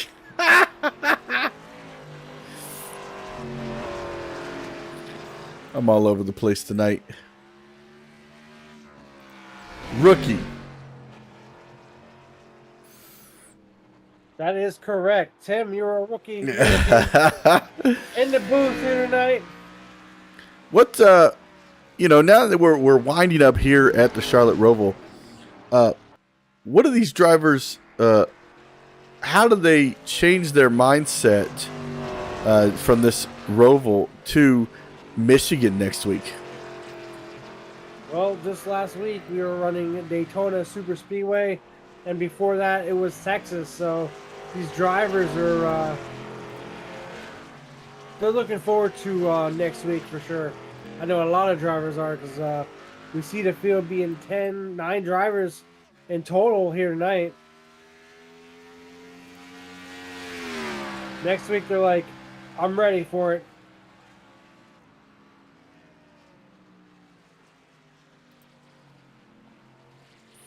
I think it's going to be awesome. I'm really looking forward to it. I definitely will be watching you guys next week on the broadcast. Same time here, Friday night, 8 p.m. It's going to be Memorial Weekend, and You know, just remembering everyone who has taken the time.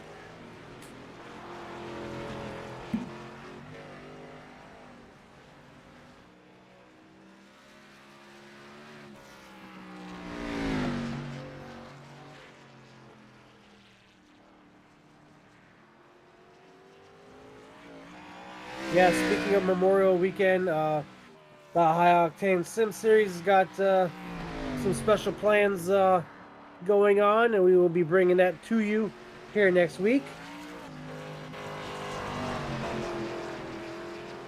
I believe we will also be planning something as well.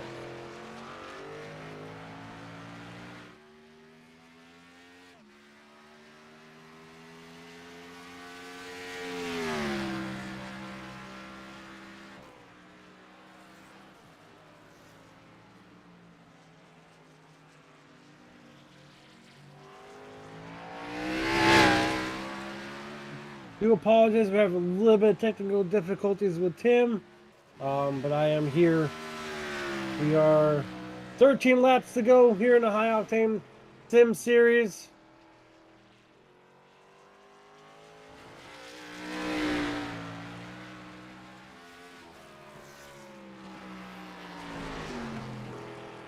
This is round number 3 here at the Charlotte Roval.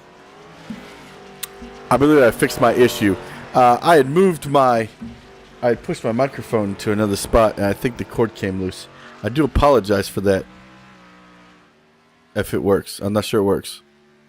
Yeah, I hear you. Oh, okay. I was like, wait, maybe it still doesn't work. But as we were away, look at that gap. Back it up to 9 15 seconds. 15 seconds, yeah. Oh man, and he is doing. Brendan is doing everything he can to try to get some time. Bledsoe just went off the track.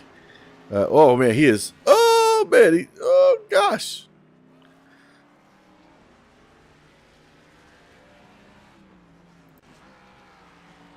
This is so far Matthew's race, unless something happens.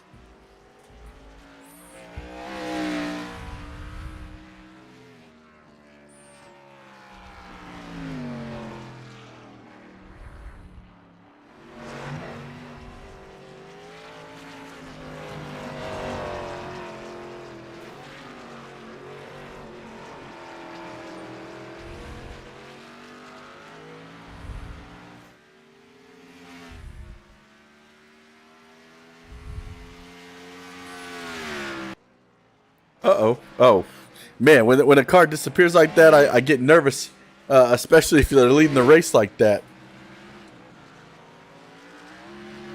I'm here in the chat. Brandon's asking race officials for a green, white, checkered. Oh,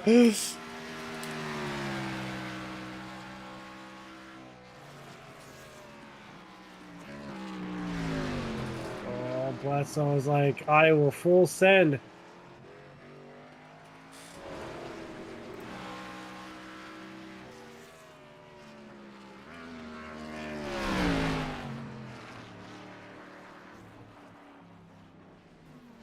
Oh. Ooh. Wow, you just seen that at the 42? He's like, I'm done with this racetrack. I want out. He's ready for the green flag or the checkered flag to just roll out.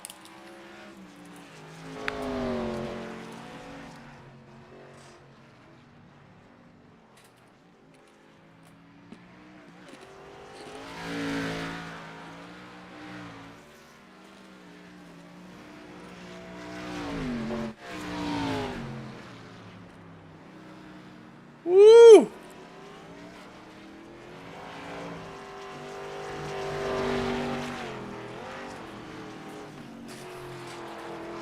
Ooh, problems in the backstretch.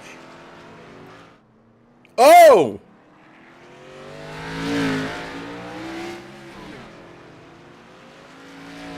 We see 89. We just talked about it.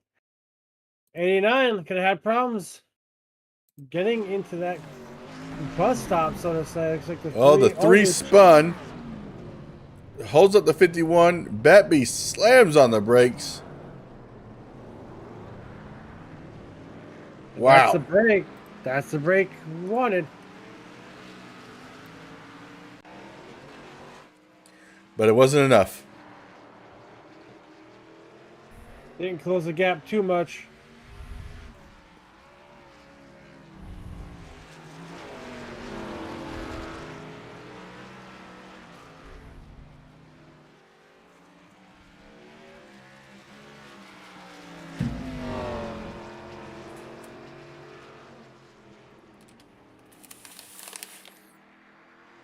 It's hard to believe that we're coming to the summer months, Maddox, where a bunch of, local racing is going to be happening around the country.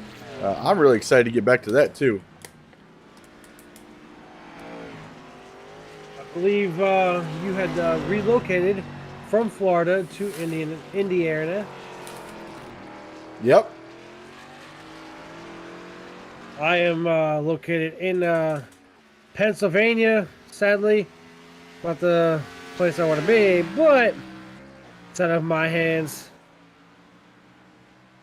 So I believe you have Indianapolis, you have IRP. IRP is great. What are the racetracks? There's a Kokomo. A lot of different places.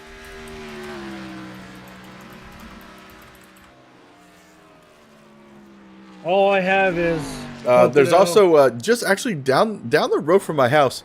There's a place called the Indianapolis Speed Dome. Every Friday night for $10, they've got races going on.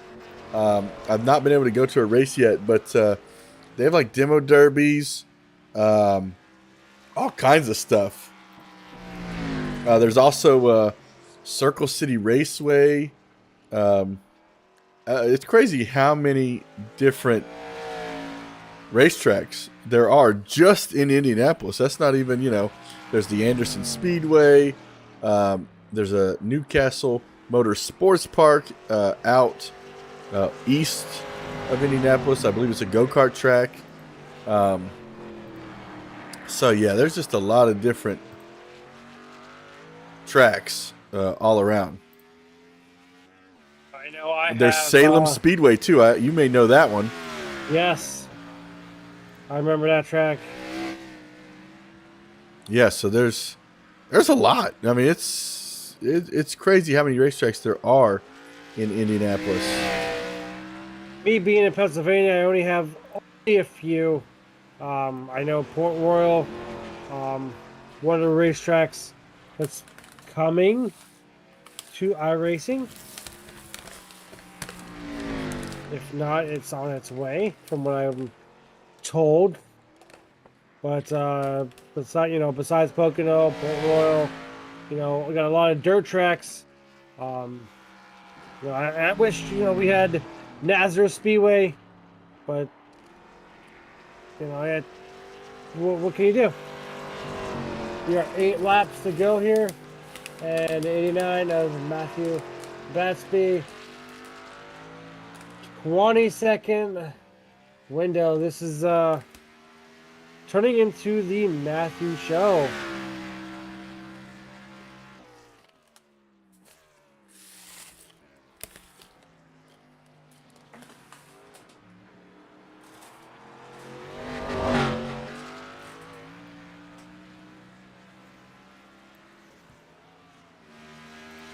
And it doesn't really look like too many people are going to be able to gain any positions unless something major happens with a fellow driver. I mean, Kelly Thomas is only 3 seconds ahead of James, so something could happen there between these two.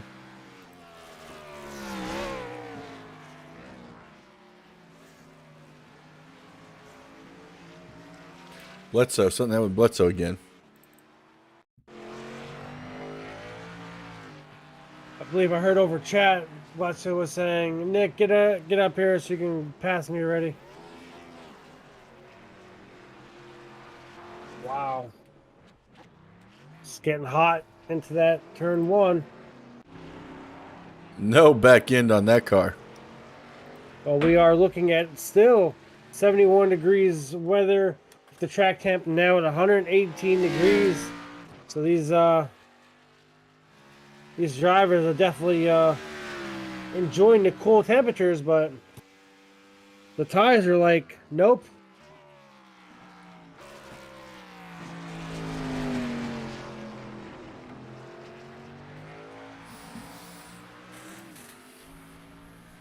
Seven laps to go here at the Charlotte Roval. Next week, we'll be coming to you live from Michigan International Speedway with myself and Will Tiller back in the booth. I know we gotta I know the rookie's enjoying his time, but we gotta, bring it back, so to say.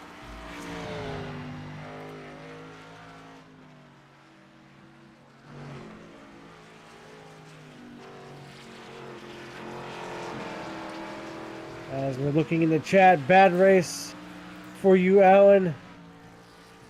Yeah, unfortunately. I believe a lot of the drivers, except for Matthew and Brennan, were like, I like this track. Other than that, everybody's looking for a way out. Yes. They're like, let's get this over with.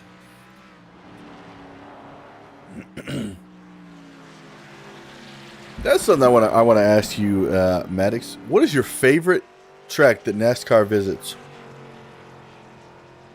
Oh man, that's close. Favorite track that NASCAR visits?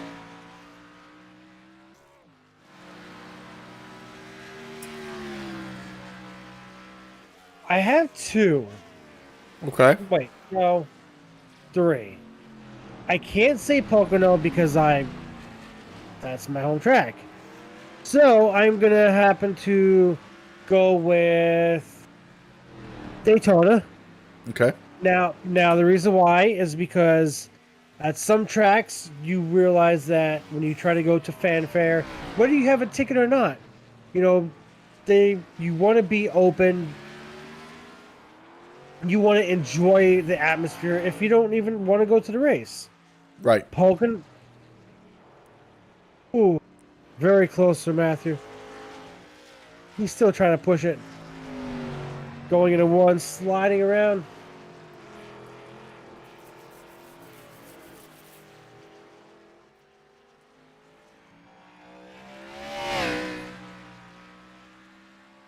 And what are your other tracks? Charlotte and Richmond.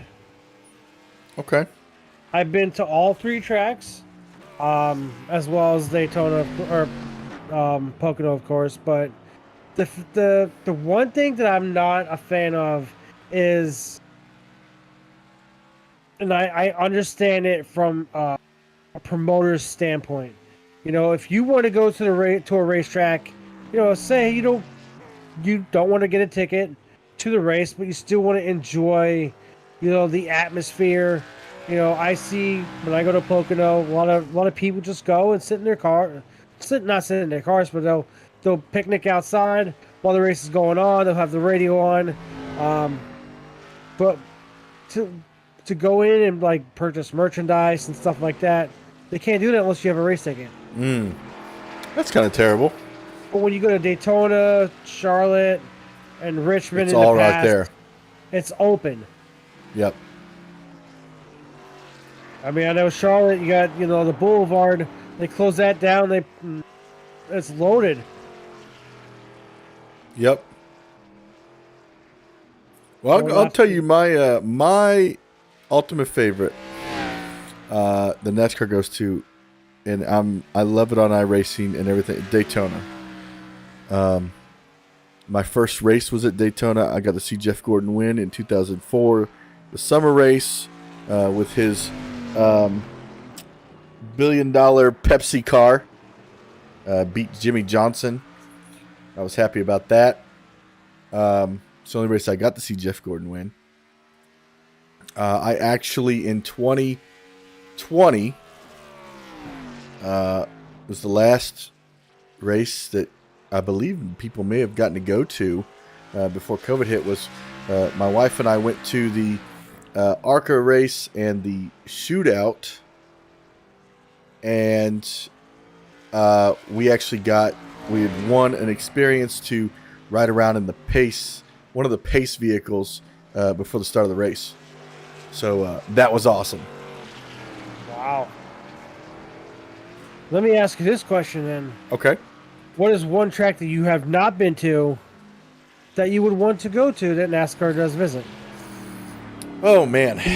And you can't say any of the tracks that you lived in. You gotta say something of a track that you are not in the same state. You've never been in the same state.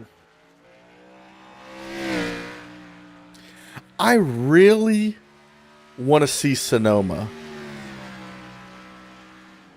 I love the fact that people can sit on hills and stuff and see parts of the track. I think that'd be a fantastic race to go to. Okay. That or Bristol. I haven't been to Bristol. It's now really close to me. Not really close, but closer than it was. So that's a bucket list. I think for me, oh boy, I like night races. So night races are my specialty. I'll get sunburnt. Yes, 100%. I don't come back cooked and baked. Yeah, literally. And Mags, all of our talking over here, we're on 2 laps to go here at the Charlotte Roval. And I'm pretty sure Batby just set the 10-4 broadcasting record for biggest margin of victory. Not yet. Not yet. No, the biggest margin of victory, I believe, was 45 seconds. Oh, I am totally wrong then. I believe I have to go back and look at the record book on that one.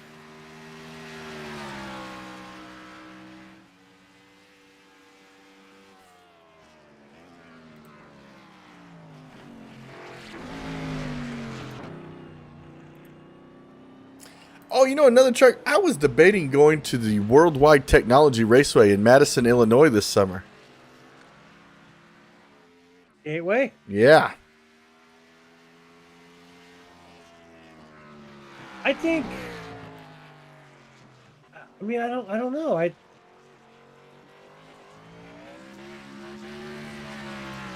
There's. And actually, just looked in the record books. 26 seconds was the record holder at the moment. We're at 36 seconds and peaking. But I don't know. Like, White flag. I would like to go to Martinsville Oh, yeah. for a night race. But I don't know. There's. I love night races more than day races. It makes the day last longer. Yep. Oh, as you see Matthew drifting around that corner.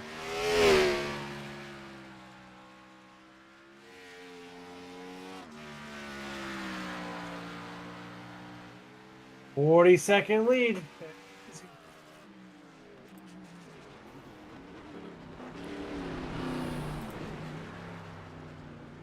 Sorry, I'm over here looking at tickets for the Bristol night race. I didn't pay attention to the broadcast, my bad. Coming through turns 3 and 4, coming through the chicane, the front chicane. Going to come down to the line. Matthew Betby is going to be a winner for number 6 here. Man, what a show he put on. This was the Matthew Batby show with a little bit of a peak from the one of his amazing debut. He did a fantastic job. And Riley Hoots coming home P3 in that number 24 Exalta.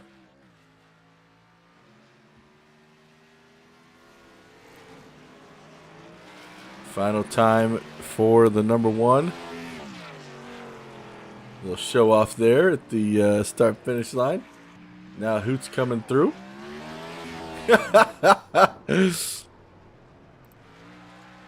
Nick Alford in fourth right now. Coming through turns 3 and 4.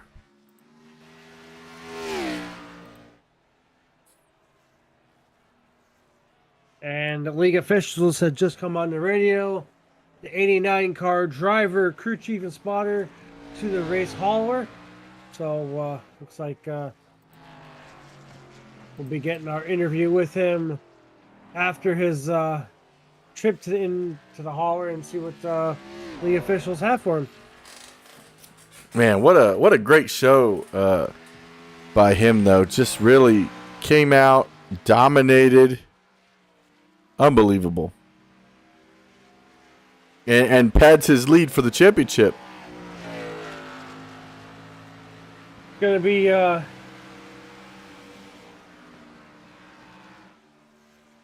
interesting coming down to the wire. Yeah.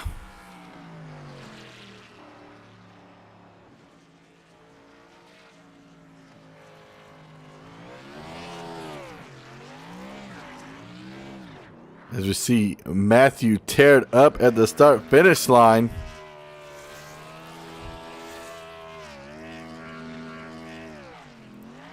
And we'll be hearing from your race leader shortly.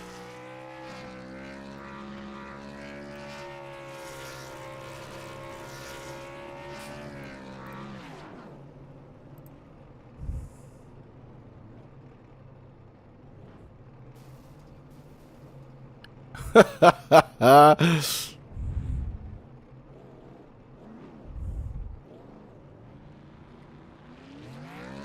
going to pull in Riley Hoots, who I believe, Tim, you were down with him on pit lane. Hey, Riley, it's Tim and Maddox up in the booth. You got a copy? Yes. Hey, man. First off, what's your opinion on the Charlotte Roval?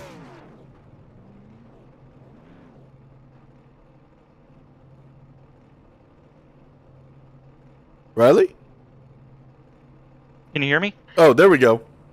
Sorry, cut out. Oh, no, you're good. So this track is extremely taxing, both mentally and physically. I'm extremely tired. I don't ever want to turn another lap here again. But no, I was actually battling with some knee pain in my left leg throughout this race, so I was literally, my left leg was buckling anytime I got on the brakes, so I was suffering through it. That being said, I'm very pleased with the result. I did not expect anything close to this, but it's nice to be on the podium again. Had a lot of strong races in the last few weeks, and I feel like the results really don't show just how good of cars that we've been bringing to the track every week. So feels nice to end one on a podium, especially after all the adversity I went through tonight. Yeah, especially you qualified, I want to say, I got my notes here. You qualified 8th. So, I mean, relatively speaking, that's, for Charlotte Roval, scary to be starting behind all these people. But you're the biggest mover of the race, coming home P3. Was there ever a time where you thought maybe you could challenge for the win? I know there was that incident on the backstretch where you kind of got in the back of Brendan at one point. Yeah, that was just a mistake on my part. I had locked up the brakes trying to outbrake him and get as close as I could to him coming out of the chicane. Really, other than that, the only other time where I felt like maybe I'd have a shot was that last pit stop under green.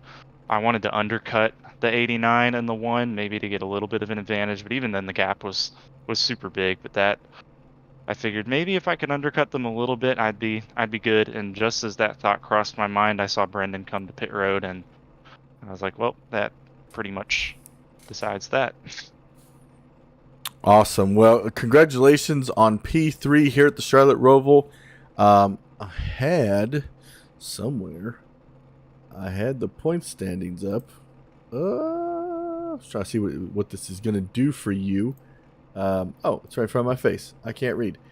Currently, you're sitting in sixth, about 27 back from the leader, but you beat Nick, who is only 5 points ahead of you, and Parker Collins is about 6 points ahead of you, and he actually only finished 10th. So it's going to be a big points night for you. You also beat Alan Bledsoe, so you could really move up in the points here tonight once these are tallied up. Yeah, I'm really happy with it. Like I said, it's honestly just great to have a good finish again, and to make up points feels really good. And I've got a lot of confidence going to Michigan next week. I won there last season, so I've kind of going there with a little chip on my shoulder, like I've got something to prove. So been close to a couple of wins so far this season, and I feel like that's my best remaining shot to get a W finally. Awesome. Well, anybody you want to give a huge shout out to? I've got family watching tonight who have been waiting for me to get a podium and actually get a chance to shout them out again. My Aunt Lauren, who watches every single week and is me and Matthew's biggest supporter, week in and week out especially. My mom, my siblings, just appreciate everybody who supports me. Awesome. Well, I appreciate you running a Jeff Gordon paint scheme. Oh, absolutely, all season long. Love it. Well, again, congratulations on your third place finish, and good luck next week at Michigan. Thank you so much, and thank you guys for putting the show on every week. Of course, you're welcome. Have a great night. Thanks, y'all too. I hope I put him back in the right room. It's always a task. Yeah. Man. I believe. Wow. That was an intense from our third place win overall here. Battling like pain. Yeah. I know that for wow.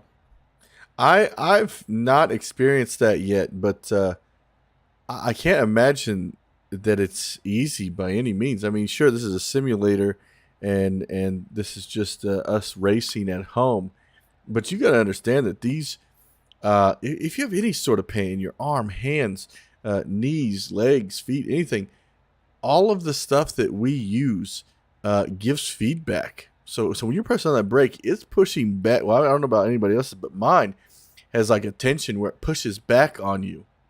So really interesting to hear him say that. Most definitely. And I believe we got our second place runner up. See if he's available to chat. Hey, Brandon, this is Mike and Tim in the 10-4 broadcasting booth. You got a copy? Yes, sir. All right. What do you think you got? What happened here tonight? Oh man, those last two laps were unbearable. I was just drifting the entire time. I mean, I think I lost 20 seconds on the leader in the last two laps. That was something. I mean, I don't even know what I was doing. I really wasn't trying to do anything. It was just the way the car was going no matter what I did. And I knew I didn't have a chance, so, I was trying to really throttle it up and drift a little bit, I guess. I don't know. Did you feel like the track was getting better for you towards the end of the race than it was the beginning of the race? Because I've seen track temp get down to at least 115 in the last two laps. Oh, man. I think the longer the race went, the worse it got. I think at some point in stage 2 was the best. That's when I was the best. Yeah. Or at the beginning of stage 3, too. I was doing really well, I feel like. But I think after about 5 to 7 laps on the tires, I mean, I just lost all time because it's like me and Batby could stay pretty close within each other. I feel like I was matching him pretty well for those first 5 to 7 laps on fresh tires. And then I just couldn't hang on anymore, and he passed me like I was sitting still. Next week we head to Michigan. Will we be seeing you there? Yeah, I'll try to make it. Work gets a little crazy sometimes and I get held over, but I'll definitely try to be there. I'll have 2-mile tracks, so I'll try to put on a show. I'm a way better oval racer, I can guarantee you that. Well, we're here at 10-4 Broadcast. I'm going to give you a chance to shout out any family, sponsors, anything you have in mind.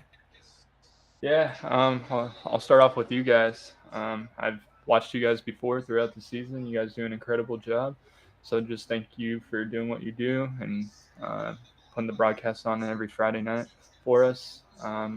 Next, my teammates over at Kenny Power Motorsports. I don't know if I'm officially on their team, but I've been with them for a very long time and just trying to learn from Batby, I guess, at this point. That man's wicked fast.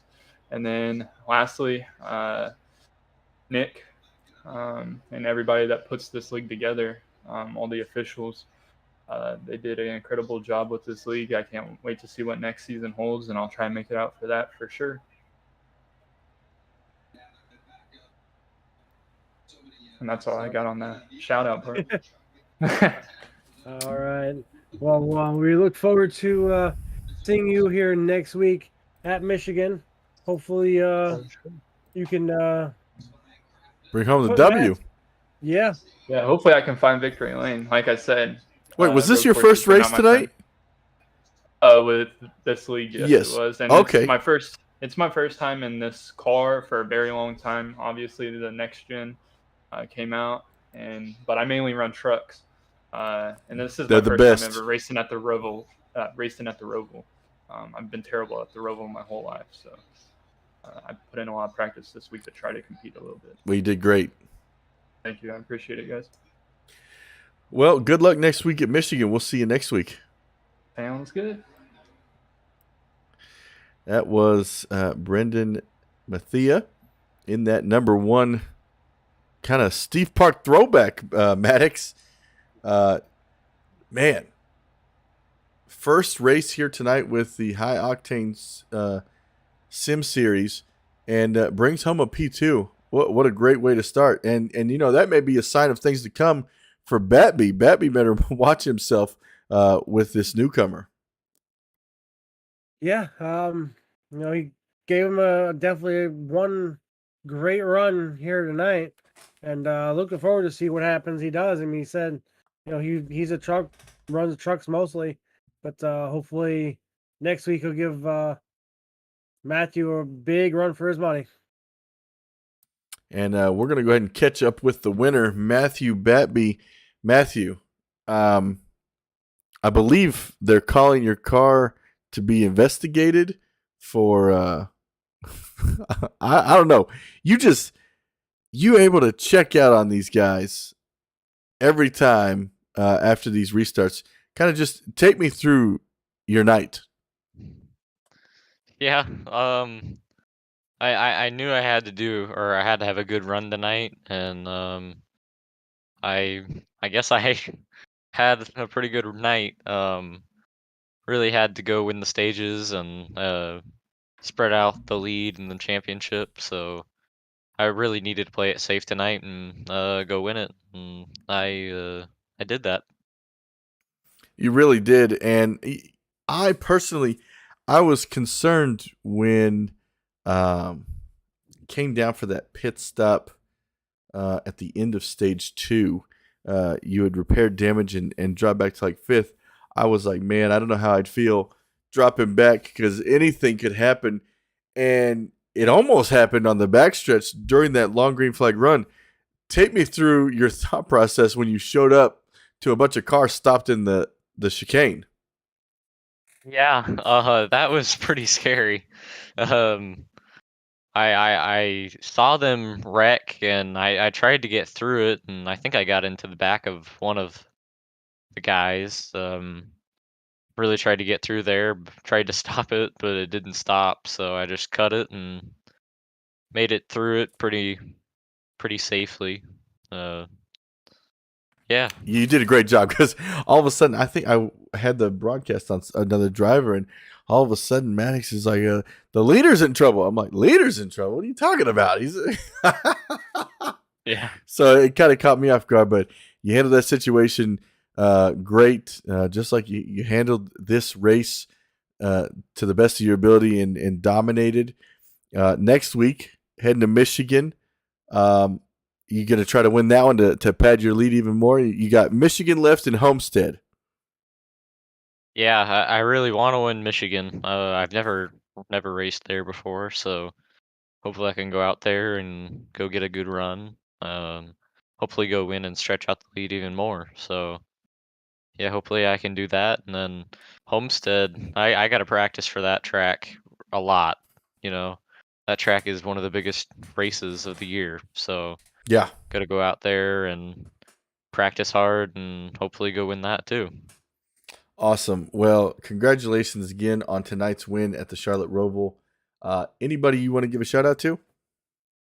My family, all these KPM guys and Schaefer guys, and all the sponsors on the car, and you guys for broadcasting this. You guys do an incredible job. Seriously, you guys do one good job. I really, I appreciate that. I know Maddox appreciates that, and everybody at 10-4. We try to bring the best possible coverage to you guys and your families and everybody who does watch. And I'm gonna do a quick plug right there. We're almost to our 1,000 subscriber on YouTube. So if you're watching right now, not subscribed, do so. We're so close. I think we're about 5 or 6 away. I think, Maddox, right? Yes. So I really appreciate that, Matthew. And again, congratulations on your win tonight. And we'll see you next week at Michigan. Thank you. I'll see you next week. Man, it's crazy, Maddox, because these drivers, these winners in these leagues that we do, they're just so calm. You look at Matthew Batby. Hopefully, he goes and updates his information. He's now a winner of. He's a 6-time winner here tonight. And did he get the pole tonight too? I don't. Yes, he did. So now he's a 6-time winner and a 5-time pole winner. So he's got to update those statistics tonight. Definitely. It's I believe I don't know. I wanna say it's his championship, but we won't know until the points get posted after officials start looking at his car, so to say. But definitely looking forward to next week for sure. Going forward, we have believe we have an event tomorrow, Tim. If you have that information in front of you. We actually tomorrow is. I did have it in front of me. Tomorrow is the Saturday Powerhouse Racing League. They're going to be racing at, I believe. What is today's date? Oh yeah, so they're racing at Charlotte tomorrow night as well. But they will be doing the oval track. It is their first race to their playoff season. So, all these leagues, playoff seasons are underway. So tune in tomorrow night, 9 p.m. for that one. I know there's a lot of people competing for the playoffs over there. And then also Sunday, we have the East Coast Modified Tour. Sorry, there's so many things for us here at 10-4 Broadcasting. And then Tuesday, we have the Virtual Racing Association, which is an extension of the Modified Series. So I want to check that out, 8 o'clock. But just a lot of great racing all week long, Maddox, and leading us up into Memorial Weekend. We are finalizing our Memorial Weekend schedule. I know that we're going to have a big show race. We're not sure if it's going to be Saturday and Sunday or just Saturday yet, seeing, a lot of these people are going to be traveling and hanging out with their family and friends for Memorial Weekend. And it's a huge race weekend in general, Maddox. We got the Indy 500, the Coca-Cola 600. A lot of stuff going to be happening. Don't forget the Monaco Grand Prix. Yes, Monaco. I forgot. I'm usually sleeping for that. 3 a.m. start, getting up at 3 a.m. and watching that race. So man, that's what kicks it off. But yeah, definitely tune in. Tomorrow for amazing racing. I'll be back with you guys with Will Till on Sunday for East Coast. Again, Tim will be back in the booth doing his rookie job. With Will in that booth. I will be race admin for that VRA racing series. But this has been a great race here tonight. You know, Charlotte Roval. Yes. I love it. I'd love to see sports cars on this track. Yeah. But, other than that, who knows what the next race will bring. But you know, I am Mike Maddox. You hear from Tim almost every week. We hope to for you to tune in again. This is